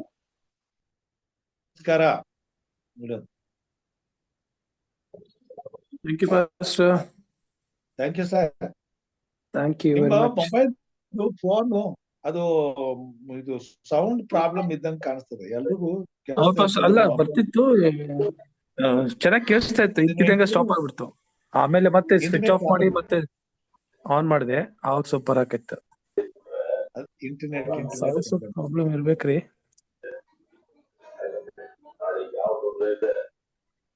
Thank you Pastor. Thank you. Thank you sir. Thank you. Thank you. ನಮ್ಮ ಇವ್ರು ಹೆಂಗಿದಾರ Pastor ರೇಖಾ ಅವರ, ನಿಕ್ಸನ್ ಅವರ? ನಿಕ್ಸನ್ ಚೆನ್ನಾಗಿದ್ದಾರೆ ಪಾಸ್ಟರ್, ಚೆನ್ನಾಗಿದ್ದಾರೆ. ಚೆನ್ನಾಗಿದ್ದಾರೆ. ಯಾವಾಗಾದ್ರೂ ಮೆಸೇಜ್ ಕೊಡ್ಲಿಕ್ಕೆ ಕೇಳ್ರಿ, ಅವ್ರಿಗೊಂದು ಮಾತು ಹೇಳ್ರಿ. ಹೇಳ್ತೇನೆ ಪಾಸ್ಟರ್, ಹೇಳ್ತೇನೆ. ಈಗ ಏನಾದ್ರು ಬುಕ್ಸ್, ಸ್ಕೂಲ್ ಬುಕ್ಸ್ ಡಿಸ್ಟ್ರಿಬ್ಯೂಷನ್, ಈಗ ಬಿಸಿ ಇದ್ದಾರೆ ಅವ್ರು. ನಮ್ಮ ರೇಖಾ ಹೇಗಿದ್ದಾರೆ ಈಗ? ಪಾಸ್ಟರ್ ಪರವಾಗಿಲ್ಲ, otherwise is okay, except speech and ಇದು, otherwise is okay. It's fine. It's fine. Yes. ಚೆನ್ನಾಗಿದೆ ಪಾಸ್ಟರ್. ಓಕೆ ಸರ್, ಒಳ್ಳೆ. ಡೇವಿಡ್ ಅವ್ರು ಫೋನ್ ಮಾಡಿದ್ರಾ? ಡೇವಿಡ್ ಅವರು ಇವತ್ ಬೆಳಿಗ್ಗೆ ಮಾತಾಡಿದಾಗ ಖುಷಿಯಾಗಿದ್ರು. ಏನು ನೋವಿಲ್ಲ ಅಂತ, ಬಾಧೆ ಇಲ್ಲ ಅಂತ, ಊಟ ಮಾಡ್ತಾ ಇದಾರಂತ, ಇನ್ನೊಂದು ರಿಪೋರ್ಟ್ ಬರ್ಬೇಕು, ಬಂದ್ಮೇಲೆ ಏನಾದ್ರು ಟ್ರೀಟ್ಮೆಂಟ್ ಹೇಳ್ತೀವಿ ಅಂತ ಹೇಳಿದಾರಂತೆ. ಯಾವ ರೀತಿ ದೇವ್ರು ಸಹಾಯ ಮಾಡ್ತಾರೆ, ಒಳ್ಳೇದಾಗ್ಲಿ, ಏನು ತೊಂದರೆ ಆಗದೆ ಆರೋಗ್ಯ ಒಂದ್ರೆ ಸಾಕು, ಪ್ರಾರ್ಥನೆ ಮಾಡೋಣ. ಯಾಕಂದ್ರೆ ಅವ್ರ ಪರಿಸ್ಥಿತಿ ಬಹಳ ಬಹಳ ಕಷ್ಟ, ಗಂಭೀರ ಇದೆ. ಹೌದು, ಗಂಭೀರ ಇದೆ ಪಾಸ್ಟರ್. ಪ್ರೇರ್ ಮಾಡೋಣ ಅವ್ರಿಗೋಸ್ಕರ. ಎಲ್ರು ಮಾಡ್ತಾ ಇದ್ದಾರೆ ಸರ್. ನಮ್ ಪ್ರಾರ್ಥನೆ ಖಂಡಿತವಾಗಿ ದೇವ್ರ ಕಾರ್ಯ ಮಾಡ್ತಾರೆ, ನಿಜವಾಗಿ. ನೋಡ್ರಿ ನೀವು, ಇವೆಲ್ಲ ಶೋಧನೆಗಳಿವೆ, ಇವೆಲ್ಲ ಈ ಕಾರ್ಯಕ್ರಮದಲ್ಲಿ ಆಸಕ್ತಿಯಿಂದ ಕೆಲಸ ಮಾಡೋರ್ಗೆ ಎಲ್ರಿಗೂ ಕೂಡ ಒಂದಲ್ಲ ಒಂದ್ ರೀತಿನಲ್ಲಿ ಇಲ್ಲಿದ್ದೇ ಸಮಸ್ಯೆಗಳು, ಶೋಧನೆಗಳು, ತಾಪತ್ರಯಗಳು, ಬಟ್ ದೇವ್ರು ಬಿಡುಗಡೆ ಮಾಡ್ತಾರೆ, ಬಿಟ್ಬಿಡಲ್ಲ ಖಂಡಿತವಾಗಿ. ಯಾಕಂದ್ರೆ ಇದು ಈ ಸೇವೆ, ಇದು ಬಹಳ ಕೆಲಸ ಮಾಡ್ಬೇಕಾಗಿದೆ ಇದ್ರಲ್ಲಿ. ಮುಂದೆ ಭವಿಷ್ಯಕ್ಕೆ ಬಹಳ ನಾವು ಈ ಸೇವೆಯನ್ನ ಮುಂದುವರಿಸಿ, ಈ ಸೇವೆ ಮುಖಾಂತರವಾಗಿ ದೊಡ್ಡ ದೊಡ್ಡ ಕಾರ್ಯಗಳು ನಡಿಬೇಕಾಗಿದೆ. ಅದು ಆಗ್ತದೆ. ಇದು ಸುರು ಇವೆಲ್ಲ ಸಮಸ್ಯೆಗಳನ್ನ ಎದುರಿಸಿ ನಾವು ದಾಟಬೇಕು. ದೇವರು ಅದ್ಭುತಗಳನ್ನ ಮಾಡಿ ಎಲ್ಲರೂ ಇನ್ನಷ್ಟು ಆಸಕ್ತಿಯಿಂದ ಮತ್ತು ಧೈರ್ಯದಿಂದ ಸೇವೆ ಮಾಡೋದಕ್ಕೆ, ಒಪ್ಪಿಸ್ಕೊಡೋದಕ್ಕೆ ಇವೆಲ್ಲ ಆಗ್ತವೆ. ಪ್ರಾರ್ಥನೆ ಮಾಡೋಣ ಧೈರ್ಯವಾಗಿ, ಖಂಡಿತ ದೇವ್ರ ಕಾರ್ಯ ಮಾಡ್ತಾರೆ. ನನಗಂತೂ ಭರವಸೆ ಇದೆ, ದೇವರು ನಮ್ ಜೊತೆ ಇಲ್ಲ. ಹೌದು, ನಿಜ. ನಾವು ಹೋಪ್ಸ್ ಅಲ್ಲೇ ಇದ್ದೇವು, ಖಂಡಿತ ದೇವರು ವಾಸಿ ಮಾಡ್ತಾನೆ. ನೋಡಿ, ಈಗ ರೇಖಾ ಅವ್ರು ನೋಡಿ, ಅವರು ಹೌದು ನೋಡ್ರಿ, ಅದ್ಭುತನೇ ಅದು. ಅದ್ಭುತ ಕಾರ್ಯ. ನೀವು ಹೇಳ್ತೀರಾ, ನಮ್ಮ ಸಭೆನಲ್ಲಿ ಅವ್ರ ಕ್ಯಾನ್ಸರ್, ಲಕ್ಷ್ಮಮ್ಮ ಅಂತ ಹೇಳಿ, ಅವ್ರಿಗೆ ಆಸ್ಪತ್ರೆಯಿಂದ ಹೊರಗೆ ಕಳಿಸ್ಬಿಟ್ರು. ಅವ್ರು ಮನೆಗೆ ಹೋಗ್ರಿ, ಅವ್ರ ಪಾಪ ಬಡವರು ಏನು ಆಗೋದಿಲ್ಲ, ಅವ್ರ ತಂದು ನಮ್ ಚರ್ಚಲ್ಲಿ ಹಾಕ್ಬೋದು, ಮಕ್ಕಳು ಅವ್ರ ಸಂಸ್ಥೆ. ಸೊ ಅವ್ರಿಗೆ ವಾರ ಪ್ರೇಯರ್ ಮಾಡ್ಕೊಂತ ಚರ್ಚಿಗೆ ಬನ್ರಿ ಅಂತೇಳಿ ಪಾಪ ಅವ್ರ ಚರ್ಚ್ ನಾವು ಹೋಗೋ ತನಕ ಕಾಯ್ಕೊಂಡ್ ಕೂತಿರ್ತಾರೆ. ಇವಾಗ ಹೆಂಗಾಗಿದ್ದಾರೆ ಗೊತ್ತ, ಅವರು ಅವ್ರಿಗೆ ಕಾಯಿಲೆ ಇರೋದು ಇಲ್ಲ, ಅದು ಇದು ಸಂಪೂರ್ಣವಾಗಿ ಅದು ಇಲ್ಲ. ಹೆಚ್ಚು ಕಡಿಮೆ 75 ವಯಸ್ಸು. ಅಷ್ಟು ಸಂತೋಷವಾಗಿ ನಕ್ಕೊಂತ, ಹಾಡಾಡ್ಕೊಂತ ಆಮೇಲೆ ಅವ್ರು ಏನ್ ಮಾಡಿದ್ರು ಅಂದ್ರೆ ಅವ್ರ ಆರೋಗ್ಯ ಆಗ್ತಾ ಇದ್ದಾಗೆಲ್ಲ ಬಂದು ಚರ್ಚನ್ನ ಕ್ಲೀನ್ ಮಾಡಕ್ ಶುರು ಮಾಡಿ ಗುಡ್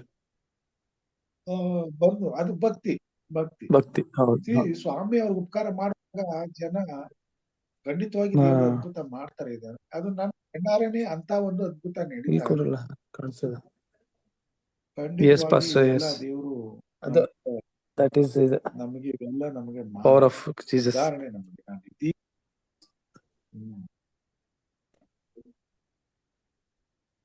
ಹಲೋ